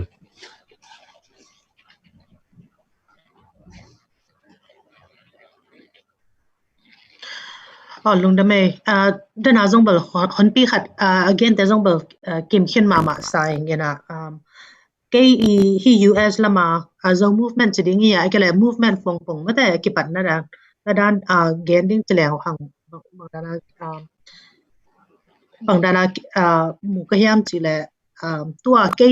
to la tak Sydney sem kai ve lawyer seminar ke na sak na tung to na example dan tong gen lang pen tua concept na ke itawan lian pen hi Indiana US Indiana a Supreme Court language access mo equal language access bang chenga thading hiam chi pen ke tura tak concept hina to bana race and gender fairness da hi ko Indiana state songa bang chi banga manok thading hiam chi na sep na to tanga sem kai ve ina en ko gam lian Burma lian Aizawl gam zo I movement lian hi lo hanga to kan sep na tung to na mete example hoi ka sak tang mete pang tang yam chi le gen ta na hi US pen mi khem pawina hi Civil Rights Act of 1964 akiti federal upade ong pai hetak changa toina pangya equal access mi khem pawadi nga mete race religion ethnicity nationality ki yuelo mi khem pawina pen equal access nga di hi chi upade title Civil Rights Act omina tolak pana title 6 in a language access mete access pi ve to language access piang na bang yam chile federal fund anga pong mun khem pe in a pen amau mang pa atal ke yu le pen amawi atal thai pau to na khem pe ya pan kun nei chi to ke saya to bang sunga ken language access pen hi ko state sunga dinga na se mena to sem na bang mu ka yam chile ai ko gam lam pana ban lam pana pai tak changa pen บางปากที่เกี่ยวเป็นกัน Burmese ไทยยังจะเจียวเรื่องกิงอ่ะเราบางอย่างจะเลยอามา Burmese ที่จะงาเป็นnationalist ตั้มปีแต่ก็ไม่จะงาเป็นมั่วBurmese ที่จะงาเป็นก็เลยนั่ง Burmese เปล่ามั่วจิไอ้ก็เลยนั่งchain มั่ว chain ที่ตักจะงาต้องเป็นอีเป้ากี่บางโลลายมั่ว chain หลักปัญหานั่งบางเปล่าขับเปล่ามั่วฝรั่งมั่วเตรียมมั่วบางมั่วนี่นะตัวตั้งเข้มปุ๊บเป็นฟักเปียเทคเตลจำนี่ก็สมัยมั่วนี่นะยังU.S. ลำปัญหามั่วเป็นก็กำลำปัญหาแบบไทยประมาณนั่งเป็นประมาณลำปัญหาไปจีจังแบบไทยมั่ว Burmese แต่ chain ก็ยังบางมาส่งไทยให้โลลายตัวยังก็กับ movement จริงไงก็นักศึกษาเป็นมาเฮียมสิเลยที่ที่ยาตุจีแต่เหตุเลยกุมพีลำแต่เหตุเลยฮินูฮิปาอีอาเปาเป็นบางเปาแข่งเป็นอามาอีมีเกมบาตาเกนเทคดิ้งเป็นอามาอียาเป็นคุนฮีจีก็เกนกูเลยมั้งนะตัวจังตัวนี้เป็น education ตั้มพิตากิสัมไอ้ที่ก็กำลังปนเอาไปเต้นเป็นชิ้นจีเสียวชิ้นจีตักจังเป็นตั้มจะเป็นหักข้าเป่าเต็งปาตังเปลี่ยนตัวเตเป็นกิสังไอ้ยังตัวไอ้น่ะเป็นมีแค่เป็นไอ้เตริมเป่าเตะแต่ละอดังมีดังฝรั่งเตะแต่ละเป็นเตลสักตัวเราตัวจังที่ Title 6บ่าวน้อยเป็นอามาอีเป่าไม่แต่อามาอีมีเขียนบาตาเปลี่ยนนั่งอีตัวเปียกนี่เป็นนั่งไม่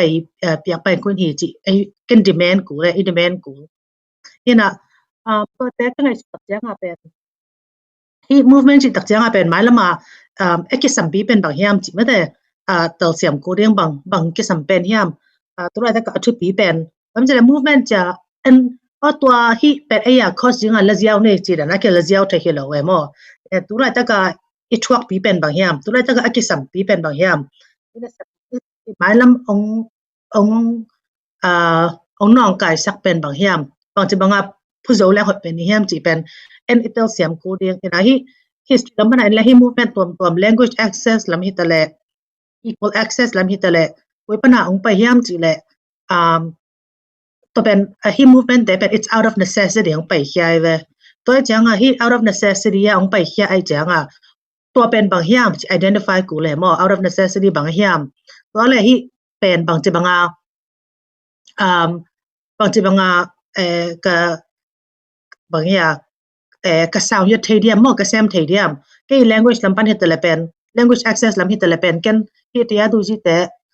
conference จะเป็นกันตั้มพิจาร presentation เปียกกูเลยมั้งนะที่เป็น legal requirement เป็นบางเฮียมตัว legal requirement หางเงินเป็นบางตั้งเปียกดิ้งก็สำเฮียมบาดาเปียกดิ้งจิตตักจังcompound นี่ about ที่เจียวแต่อีแบบตัวแต่สับเจียวที่ดิ้งให้เราที่บางอย่างจีเลยที่อุปนิสัยก็ใส่ที่ยังต้นตักจังเป็น basic right เป็น it's at stake ที่ได้จังมั้งเราไว้มาที่ได้จังเป็นกำมัลขัดบาดาเปียกเขียนหางเงินฮินูเอกลฮิปาอามาconstitutional rights ต่างเป็นมันไทยโลเปียอันดับไปเขียนให้สวดนี่ตัวที่ตักจังเงินเป็นที่ดูจีแต่ลำปนาโนบางตาวันเลียนมานั่นอยู่เป็นบางหางเฮียมตัวจังเป็นที่ตั้งกิจสำคัญตัวนั้นเนี่ยไม่ได้อัตเสียเกณฑ์ที่กูดิ้งตัว movement หมายลำจังส่งเป็นตัวนั้น model ที่กินเงินละตัวนั้นก็ในเซปนั้นตรงตัว example นั้นที่เลยเป็นไอ้กิจสัมปีเป็นบางเฮียมไอ้กิจสัมปีเป็นมีแต่ตัวที่ดิ้งบางจะบางก็เกณฑ์ที่ดิ้งเฮียมอามาบางตั้งตัว facts ที่แต่ละ example ตั้งตัวที่แต่ละบางตั้งตัว backup ไม่ได้อามาสังนับถึงอามาเล็ดขันถึงอามาบางอย่าง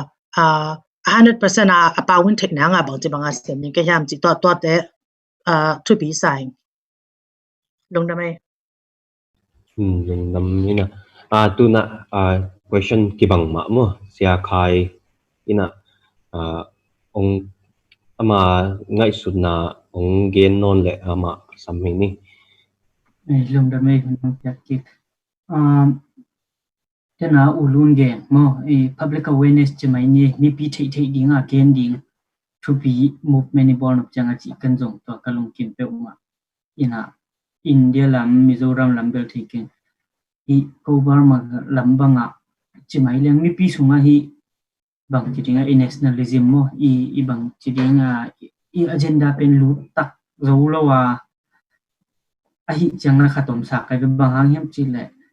por khaten hi zo movement pen ke ai tuam hi cha hi mi mok ten mo mi mok ten na ตรวจเมียนเลยที่เป็นZCD เต้นเสพีที่เป็น CNF เต้นเสพีที่เป็นpoliticians เต้นเสพีที่เป็น activists เต้นเสพีจิจังเป็นการคิดตัวเต็มอันมีปีลิมลิมิตที่เป็นเกย์วายฮีจิจังมีปีสงฆ์ตุยสวกโจลมมีปีสงฆ์ลุดโจลเลยจะ the people do not move อันมีปี move นอนเลยอัตุงามีactive จะเดี๋ยวเลย aware งะจะเดี๋ยวมีปอดคัด move นะปีมีปี move ลงจังชูเป็นไม้ส่งโจลมาไม้แล้วมาไปเมงโจพะโลอาเจียตัวเทียงบางอย่างจะเลยเย็นเตนะบังโจกำคำตุงกำกอลก็มาคำตุงกำบังเย็นไม่เลี้ยงอีลมเตะอามาตุงละมาตุงจะเดี๋ยวเตะขวดเต็งว่ากำเต็งว่ามีต่างเกตายมั้ง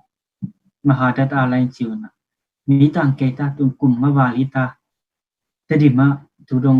มีต่างไหนโลเอมต่อไปนั้นมีปินมีต่างเกยจิเจียงแบบกิเทนะปีบางเดียมีต่างโลเฮียมกวนเซมโลเฮียมกวนเซมเฮียมกวนเกนเฮียมเกนโลเฮียมจิ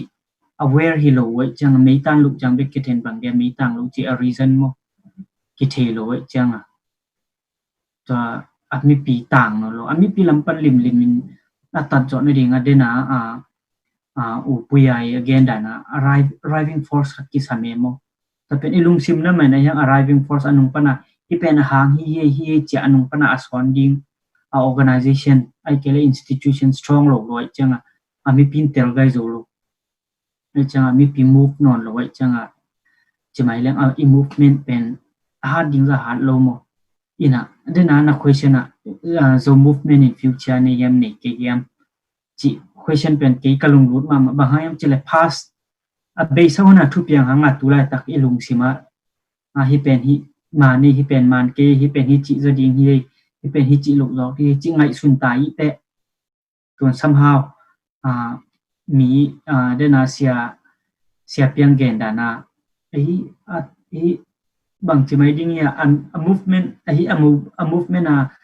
เสียงตึงเป็นพิลนาสินแหละที่ทีโอรีของบางของอะไรสินตึงและที่ตึงฮิโลจนอันไว้ทุบอย่างที่หลักขังโน้ลงโซปอลขัดจีของอุปปอลขัดจีของเจียงไปไกลจังฟิวเจอร์นี่มาอาสาใครไอ้ยังตัวฟิวเจอร์เป็น present ที่ตุลาตะการทุบอย่างหอยตะการอิตาเลียมเอาไว้ฮียมฮีกี่ยังตัวเอาไว้หอยตะกี้กี่อะไร future ดิ่งก็ส่งตัว present ดันมาบางทีได้หัวลำละตุงโลหิลำละตุงโลจีขัดมั้งมินยังตัว future เดินในไม่ไงยังตัว future บางเปียงดิ่งfuture หอยจอเปียงดิ่งเมื่อหอยโลจอเปียงดิ่งจีบัตุลาตะ present time มาบางเสมีเฮียมจีมั้งตัวทุบปีไซน์บางหางเฮียมจีแหละบางมากำลำบางเกณฑ์ไม่เลี้ยงมีอีเกณฑ์เสียหน้าอีเกณฑ์ตุลาตะกัดทุบเปียงบางเฮียมจีกิเตลโลเห็นแต่นะบางขัลค่าชิน state government ชิน state parliament นะทุบเปียงบางเฮียม agenda บางกิกุมีเฮียมจีเป็นเตริมตุงโลเห็นแต่นะบางโควิดเป็น first อีอนาคตจินามาสเป็นเตดิไม่เวไอ้ยังstate budget โควิดตัวก็ใช้ชิน state ไปจังฟาลามาตุงไงเว human rights activist มินทางกอลกามา parliament นี่ปีร้อยจง MP มินทางมุคุณ NLD เด็ดที่เราโดนไอ้ยัง human rights ไว้อีกกุบจังมาคนละมาเตดิมาจินามาคนละมาอากีดิ่งจังมา human rights สูมาสักนอนลวินะฟาลามเตแกงโควิดอีขานเตจีนมาก็จีนนะ agenda เป็นกองส่งเตแกงบตุงแงมอ bottom level ปนะอี top level ละตุงโตสักคนตัว top level ละมิงเต็นว่ากุมปีเตนเกนูเองชุนีเตอเกลที่ยิงเตนเกนก็คิดจังองซานซูจีเลยที่โควิดไว้ต่อชินสเตียเตทุกที่กลุ่มดิจินเตดิมาเตไปไม่ยังไงอัตดิมาเตอัตัวขึ้นนะปีอัตดิมาเตกิเทลวินอาคาลขาที่อามาอเกลเตต่อกินอาจจะดูนุ่มอีกปัจจุบันกิเทเจียเวมก็จิจังmovement นี่บอลหนูพังอันว่าทุบเปียงเบลเปียงไม่นะยังอิลิงอิกิกาลาอิลิงขัด kisan ke cha future zo movement future I hat sak no le link mo I link ikizop na cooperation mo cooptation mo coordination mo chi mai ni mo CV pe to pi ni hat sak ma ko sai to hat ke ya le tu lai ta phasa bang da tai lung siman na ta jong tun present bang da tai thok ta jong link khat le cooperation khat oi ke le future bel hoi inum ken ai hang to ilung sim na khat mo thuak na khat mo chu khat mo tu lai ta ka link pen de na sangam pa gen da ni na mo millennial te kyang I khang no zo de te kyang tu huna khang thak mi pil te kyang ai ke le EMP te kyang ai ke le thunei again trading te kyang a voice a gol zo a khau zo te kyang gen the le I future pen khau pai zo de winumin ai lung dam pe ngai tuina hun top lam dong inai simta last question ding ina hi pen event pia ding hi na dream zolen future zolen nang zolen bang china na ngai suna zo movement pen future a result ding bang china na ngai suna chi pen Professor Jangkhongam akipanina khat khatina ban gen sugleng mo Professor pan ong pan le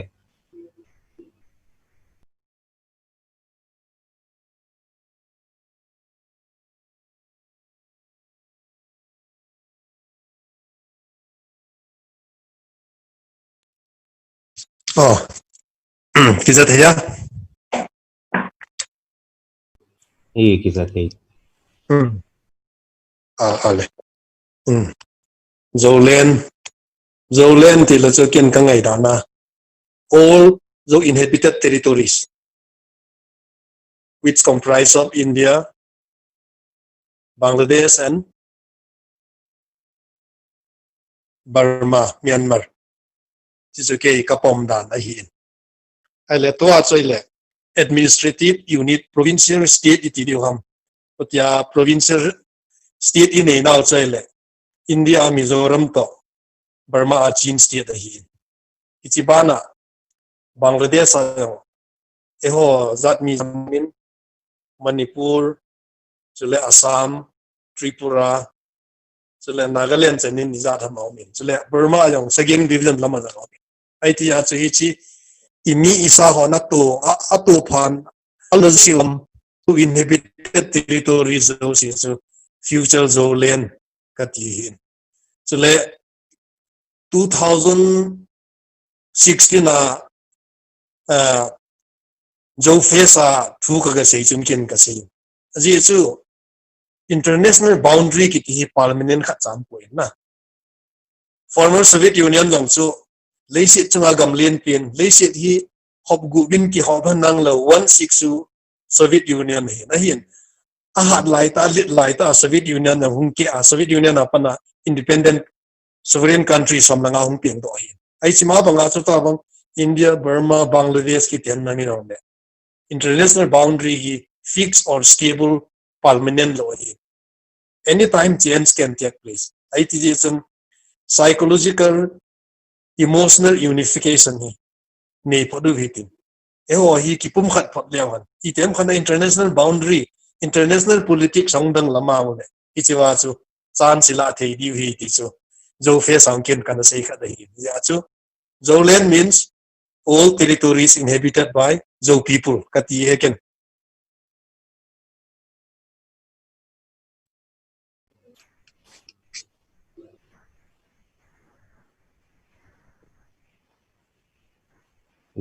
abana papiang nang ongzom knowledge mo tua topic ma ina atop na dingi tayo le event pia again zai din to kitchen top ding Zolen dream pen bang pen bel kaneu line dream join in a dream ngap do khial is the time in a hang na to pen a si jong in tuan lo in lai gen tenga jong Zolen ma bel na gen goin bang angam chi le a ku kitchen group ka chi ya ma zo Suan te en na dena Professor Doungel na gen ting ma ei pom dan ni na ai hang na tua itun mau na dana ken again no adyak pen ibu paleu bang chikong yam chi aya dana again no tak pen bel Chin state here no Mizoram state here no amau pen bel amau bang tan hiam awat bang tan hiam tiu tuam na khat nei asunga boy na neu me to te pen jong an asunga ten amau boy na to ti wa kina na solve boy leo ai hang ina Manipura te pen haksak na ki tuak padyak bang sein movement den again sama hina kong repeating den movement akipat kong akipat so Suan te movement akipat kong akipat ki hel khaki ge ai hanga tutan amawadi nga thak tuam na a benefit you nai lo tina tua hi manena hitak tenga I outline aki gel te kata electoral politics le nationalist movement te ton khom lo dinga china mun khom jong omen ko pen ko jong ka gen no ma hi movement khati chi chang de na khat nei demand khat ne ya ai kile de mak ne ya tua ide nai tun pui tun na ding na a movement spearhead te kia a ham khat na ding lo wai man na mi pi representative ke jong kisa electoral politics le national movement spirit ten ong pang khom ni politician te to ako ma pi ong pang khom leo a movement dim tak nong no mi pin ki to son lai le pen lo chen na hak sa to ding in Manipur azong ai thei bang hele mi pi bekin to son lo na politician ten long to son ina amayo midang te bang ina talk sa ni daw jong gi perong mi sak meng mun china MLA som vào tất cả những cái tên bắc mà bảy không hẹn là và thế mà mình giống phút piu hẹn là như lệ hội ní MLA khát lên đi không có bảy quá quang như là mình tua bên ấy bol là một cái hệ xia ý sao mà lại yang chúng ta có mà ông niệm niệm bên zoom ngoài lắm mà sang gặp tên nào ta sẽ bên khác đi như là ta son đi như là lộ trình là tung thị đi như là rồi đang bảy cái số lên mình làm pitching vai đi mà tua hi le ibu palei zo chiang ina den dena ka isangam adam se ta da tengkin sa te to iliang ki kumding at wat te to zong bang ta na mai lamun integration of thei za dinga ki pum khat nam thei na mai lamun ding gel khom thei ding yam chi pen ki sam ma mai ahang bel to chiang ina hi te na ki hazak na sang ina it na chi tu ina sep khem te it na to se ina in sakin kham isangam te azong ana sep khem te chupa biak sakina anang ke te ma le ha izole dream pen ni khat ni chiang ina leitung pen angai na bang lo dinga kinok mak ta ni danga movement to tulai movement bang ha bang lo chi a WhatsApp movement na ngonong tai ve ti dan ta WhatsApp university chi ko cham ni dan pya a hi cultural leg mai mana tulaya te jong movement apai mi ten jong haksak na tampi tuak lai to chikom kala ki pai hi manena na set la kem te wa ki khak tan lo na ki facilitate jo na ki za thua mina pai khom le ha nidam chang na zawlen ot ta ka dream khom theina tua ding na sem khom thein ki om dinga leitung jong om ki khe punom dinga gal pi thum na jong tung ding om tung ket jong ki che thei lo wa bang duna bang chiang na silo am bon kilok yam ong kilok chiang na atwak lut khom thei ding na pan anala thei ding in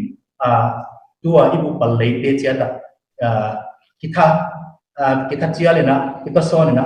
pang khom ni tua hi i zo ga mong pal ding hi chi again no pi no tua question ma repeat no zel dinga sianu in Zolan dream mong gen le ama samini Zolan dream gen ding ina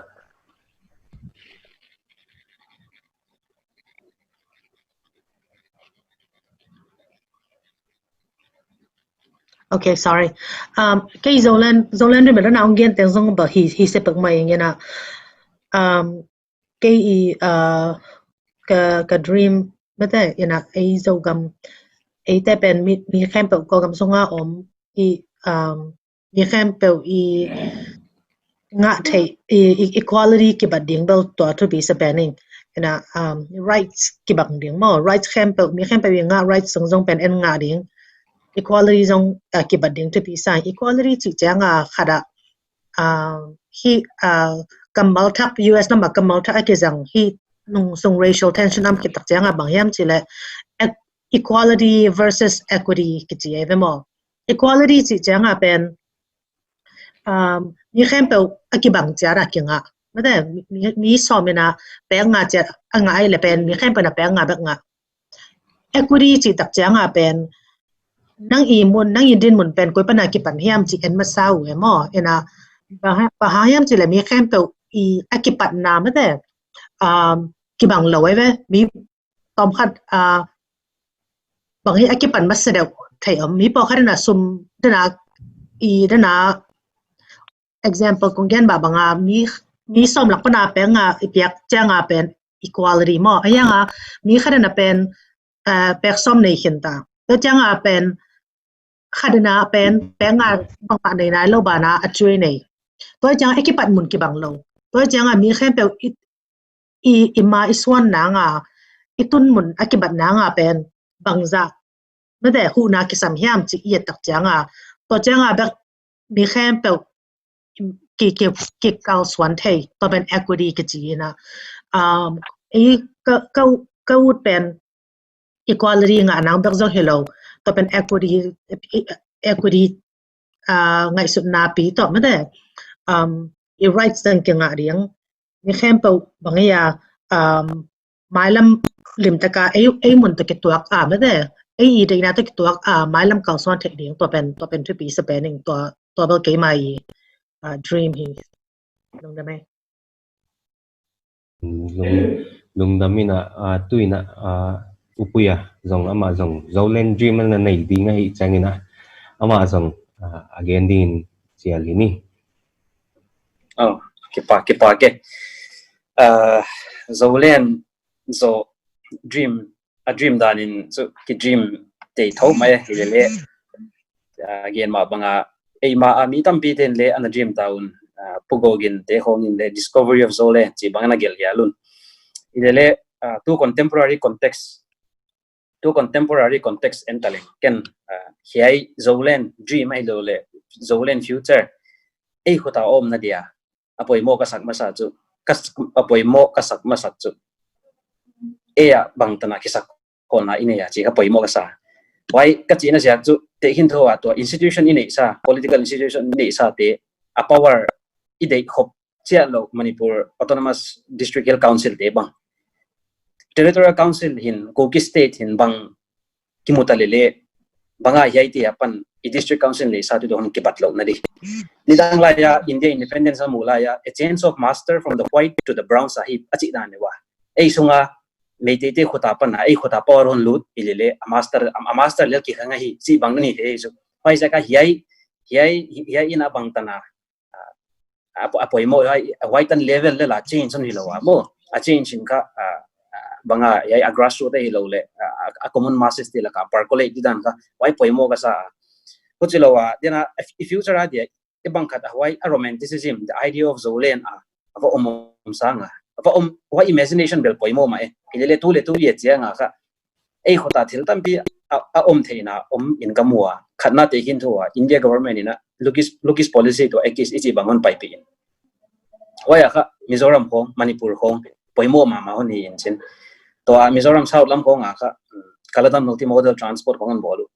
achile hit dan dewa India government ina East Asia te honeta ka Aizawl son hoya border around dena pangchina liberating la thei diwa mo taking to a free movement regime hon bolu visa relaxation hon boleo mo Haiti ma integration in a swang to ale hitibanga free movement regime infrastructure development home connectivity home bo video wale Haiti ma hilomo unification chain in tangko pipiu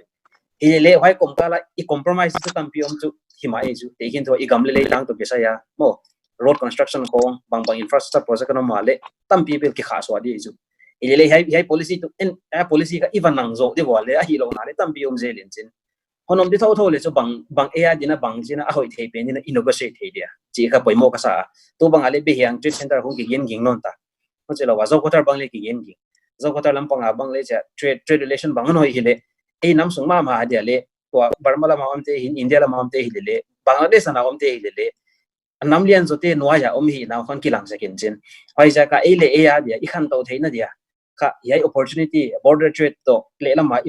politics ai lo le cultural unification in theina di wale chance lian pio min kamua 2006 for India external minister Sushma Swaraj ahi la ya ka to sita in chin why na Myanmar government kya nga lai khatan kha kin chin ken che interesting ka sak mai khatom he che why Bangladesh na kha ki che ale Myanmar a khampat dung pui pe protection safeguard dia Myanmar government ka ana sol ana request da ne chu why ja ka ki mo da na chu a politics wa I pai to le economic din mon le kha a kip to ngai da in kamwa ko chalo economic situation improve the lo wale chu political situation mangle mang hak sama ma e chu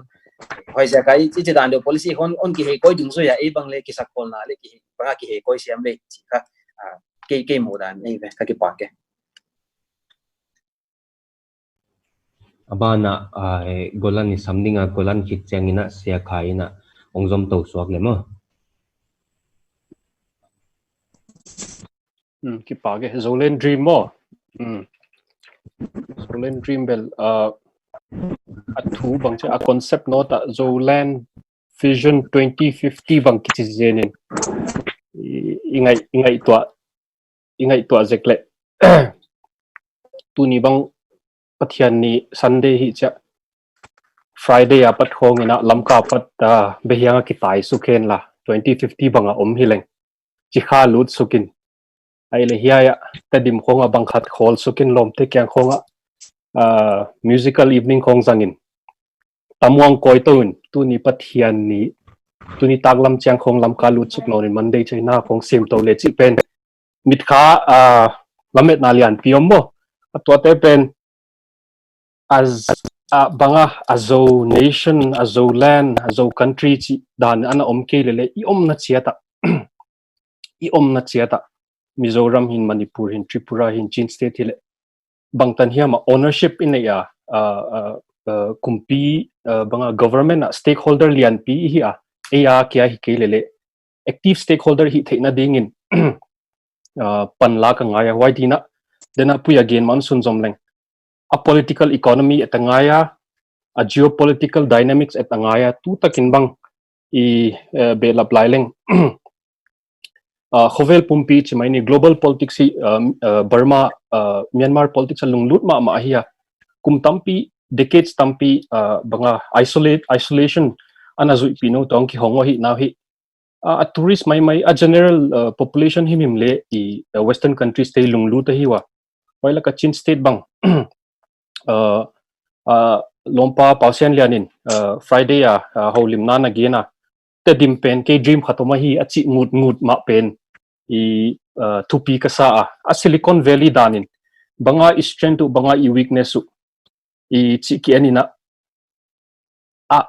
a kol gam hiam a vai gam titana wakhan to zwa industry lian pitem ka ilut pen aya dinga hoi pen hidiam chi bang lekinga ito ngaya ahu chi kele human resource bang china I build up thedia movement vai ma abang le itak sa penu a resource nein a driver nei lele a capacity omlo here tulai capacity building ki samaya capacity building chi pen azan 2-3 years kum thumang piang mo khe kia generation khat bang angaya at every level mo here village level banga organization civil society tuam te pan capacity building bang china I bol to dia chi bang ngai su poimo ka sa hu chi kom ina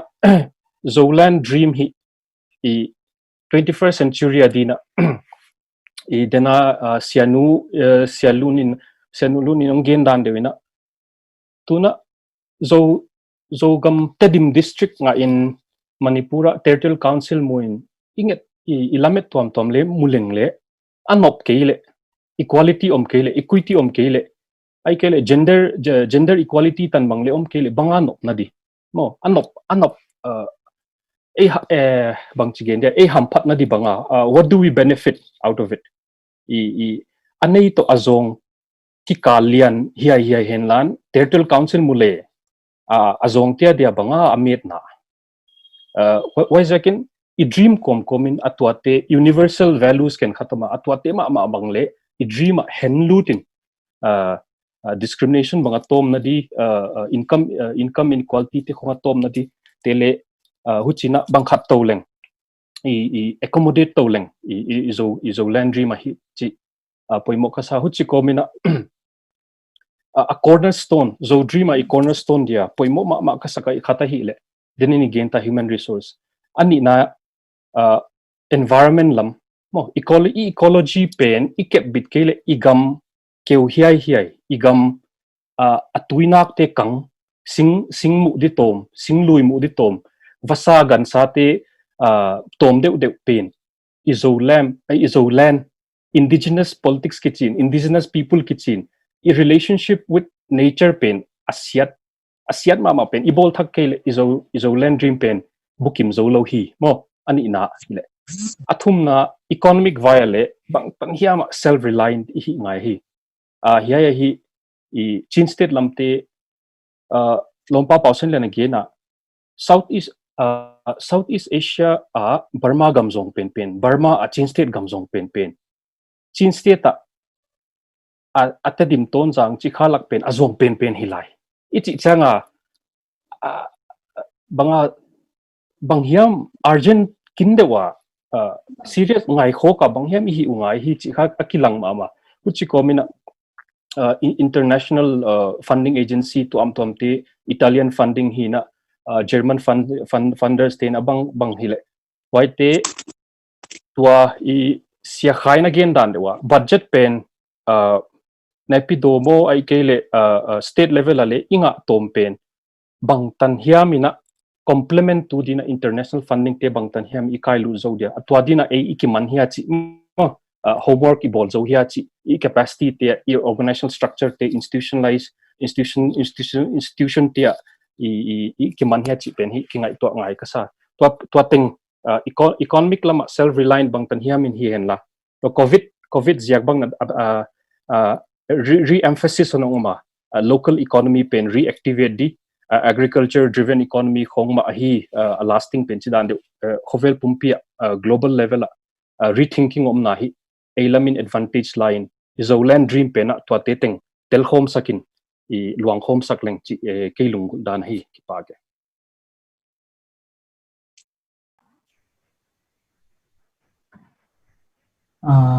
kelampan kagen ding thum ngen no mingina amasa pen ina tun sung khat pan pian hinge hangai kichi la mai te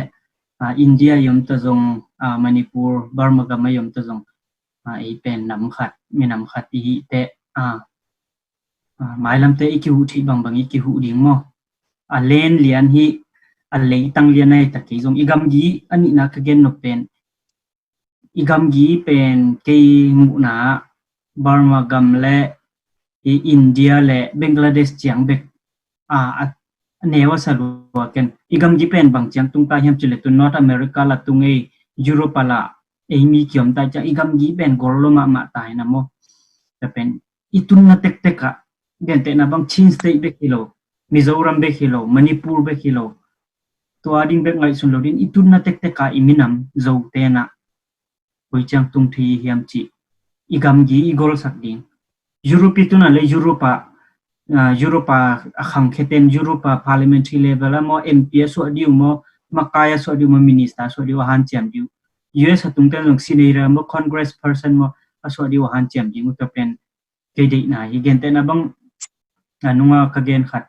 ken bel ABC generation china to la tak pen chin youth organization te to ka ki ho la ta ko cha American born chin achep te ba ding wa ABC American born chin te na U.S. Senator khong hi zo dingu Congress person khong hi zo dingu han cham le State Department khong na sem zo ding khon na han cham leo Europe le North America tu mi pilna ba sin zakhatung cha heun ung chau hen la nang sem hen chingam kinga yang zakhatanga khong bang cha be ko hen la U.S. suwa zo suan khatina Senator khong ba hi hen la Congress person khong ba hi hen la State Department sem khat khong ba hi hen la tua in zo gamang chia zen le อันนั้นเสพตัวเปียมดีไงแต่ตัวเป็นกี่กริมหลักขัดตาปาหินตัวคือจังนุงขลีลายบังชินยูท organization แต่ตัวทุกกิกุบนะว่าไม้ละมาอิมินามาริงนะเด็กสักบางอมเฮียมจีดงอินตัวด้านมังดงนะตัวอะไรตะกากเกณฑ์ขัดเป็นทุมาคุมสอบงาลายเอวินท็อปฟลากิจิมีปิลปานะฟิวเจอร์ช็อกจีหลายบุญอาตินะตัวสุงอีฮัดนะดิ่งคิดสำนำทุมนะเกณฑ์นี่มันจะเป็น education education ก็จีจังเนี่ยนะฮีpolitical education ตรงที่ดิ่ง social ที่ดิ่ง theological education ที่ดิ่งนำกิบมั่วอิมินนำเป็น future โซเลนอีริมาอิมินามินา education เอาหอยตักขัดในแรงตัวเนี่ยนะอิมินำลามสร้างเนี่ยนะก็คือจังอดีตนะเป็น finance จีนะมาดีใช่ไหมนี่มั่วซุ่มเฮานะตัวมันอันนี้นะเกณฑ์นี่นะอิลว่ามาอิตาเลียงซุ่มfunding ของ project funding ของมันเป็นเลยอินาเซปนะเป็นตุงโจจังดิ่งตุงคนโลเทเจลินะmovement ของอิเซปจังแบบซุ่มมากิสัมปิลนาละกิสัมไม่ซุ่มละกิสัมไม่อันนี้นะเห็นแต่จังชุมนามันagainเป็น power หินะยังตัวอามาสเกลในแลนปิลนาฮิจังขัดกิจิงในนะซุ่มเล็บไปก็กิจิงขัดในแลนอี power เป็น goal โซนนั่นเองเห็นแต่นะบางตุนบางมากำลังมาก็แต่ดิมแล้วมาฮิกิฮิสักกี่ตัวฮิกิจิสักกี่อิจิเกยเป็นอีโซนลวดมันเห็นแต่นะหอยลูกขัดตรงจังไม่แรงวิทุมเลลีสกุขัดกิตุตกิบังเอโมตัวเห็นนะซุ่มของในเลลินปิลนานั่นในเจียวแรงตัวไม่วากดิ่งของตุยไวของสร้างลำดิ่งไวของเชียงเป็นนักที่โซโลดิ่งเอเลเองมีเฮามามีเลนะลีเลงาของเงินแต่ดิมของเป็นอัพโซโลดิ่งเห็นเกยโซฟิวเจอร์เลนเป็นนักขัดหนานุขัดสวกตายแต่อีโมมนะปนิกิหูดิ่งอันนี้นะอีกัมยีอีกอลสักดิ่งNorth America Europe India Burma Bangladesh itun na pe Thailand ai tazong itun na pe gami su asak ding pateng panina I power bilapi bol na ding apil na hitale sum le pa hitale power ki chi chang kumpila ma zong tun kumpina sem khong zong om ding e kente na bang tun ipu how do suan pen bang hitale ma New York tu jiaw le lai chang tedim te zo te ki chele pu how do suan bai toตันปิตักหมายจริงอะมพาวกอลกำไว้เป็นมาเกณฑ์บางเปียงที่โรฮิงญาไว้ค่อยละมาเกณฑ์บางด่านเปียงไอ้แต่เปียงนายในดิ่งอีไม้ละมาเปียงนายในดิ่งในเลละไม่ในดิ่งแต่คือจังเซฟโซนาพาวไว้ในดิ่งกินอีไม้ละไม่ในมาดิ่งที่เต็มทุนเด็กสกิลลมดำมาเองลุงดำไม่ถ้วยเราตั้มพิซซ่าหังนะอีโจจิมลักเตจงงักละหวยกบตามมั้งหอยเทมาไม่นะตัวน่ะโปรแกรมอัตบน่ะลำตุ้งตาหีน่ะตัวน่ะ vote of thanks เกณฑ์ดิ่งน่ะsiapa mui siapa samini เสียนั่งตัวองอาปิงไอ้ลุงน้ำปงมาเกี่กบนาแต่วิจังไทยมาpacific ตอมปันamun bak kikam amun tom pan bak hilawa mo mu na tom pan in nongya khen na u lungdam ma ung aza angai kha mi pi te aring in zong thumu na thak thalom na thak tampi tak mung piang sak ding in lamenung ina tunia ibol talk a hi le Zomi PESTEL academic talk hi na athulu a hi le zo nationalist movement the past present and future ji in anini na hi naสักแต่ขังปันก็กำไว้กำปัน North America ปัน Thailand ปันโจส่วนตาเตสุงปันมีพิลมิเซียมเตยนะอมาวอีพิลนาเซียมนาทุมุนาเตอุนี่ปีเตอุงเด็กสักนาต้องหอมเขียนนาอฮีอีเป็น integrated as social and development initiative is the Zomi Education Foundation เตมาปันขบนาโตIbol hiya amasapen na hi ina intellectual talk academic talk jong pen mailam izop to swakding in lamet na le lungu na dian pi nei hi hang ina athakina tuni panelist te Dr. Khai Dr. Lun Dr. Piang Golan Roluahpuia และ Professor Jangkhongam Ivek Pitunga และเดียกินทุกิกุมนักแฮมโปองค์มากะเอฮี Moderator ปูZam ปูมอตุงาจงดำนาองค์กงนัวมุงยนะฮีกิกุมนาปันยินมิปีอังไงขามิปีเตอินะยังไงสุดนาเดซงเฮียคอมเมนต์นะจงมอทุกิมนาฮิตเลทุกิมลุกนาฮิตเลฮิดันฮิโซเลจิเดซงลงนุเซียนนาดีงุนงจอนนัวมุงยนะสอลโลหุนขัดจังยินฮิดันมาอินจากเลขังปนาโจสวนตาเตกิไกของเกียกินทุกิกุบขบนาในเทนาดิงจิและเมนาเลนปีต่อตุนิตากบางพังคาเขนุงเรียกปีตุงอินาลุงดำมาบางผ้า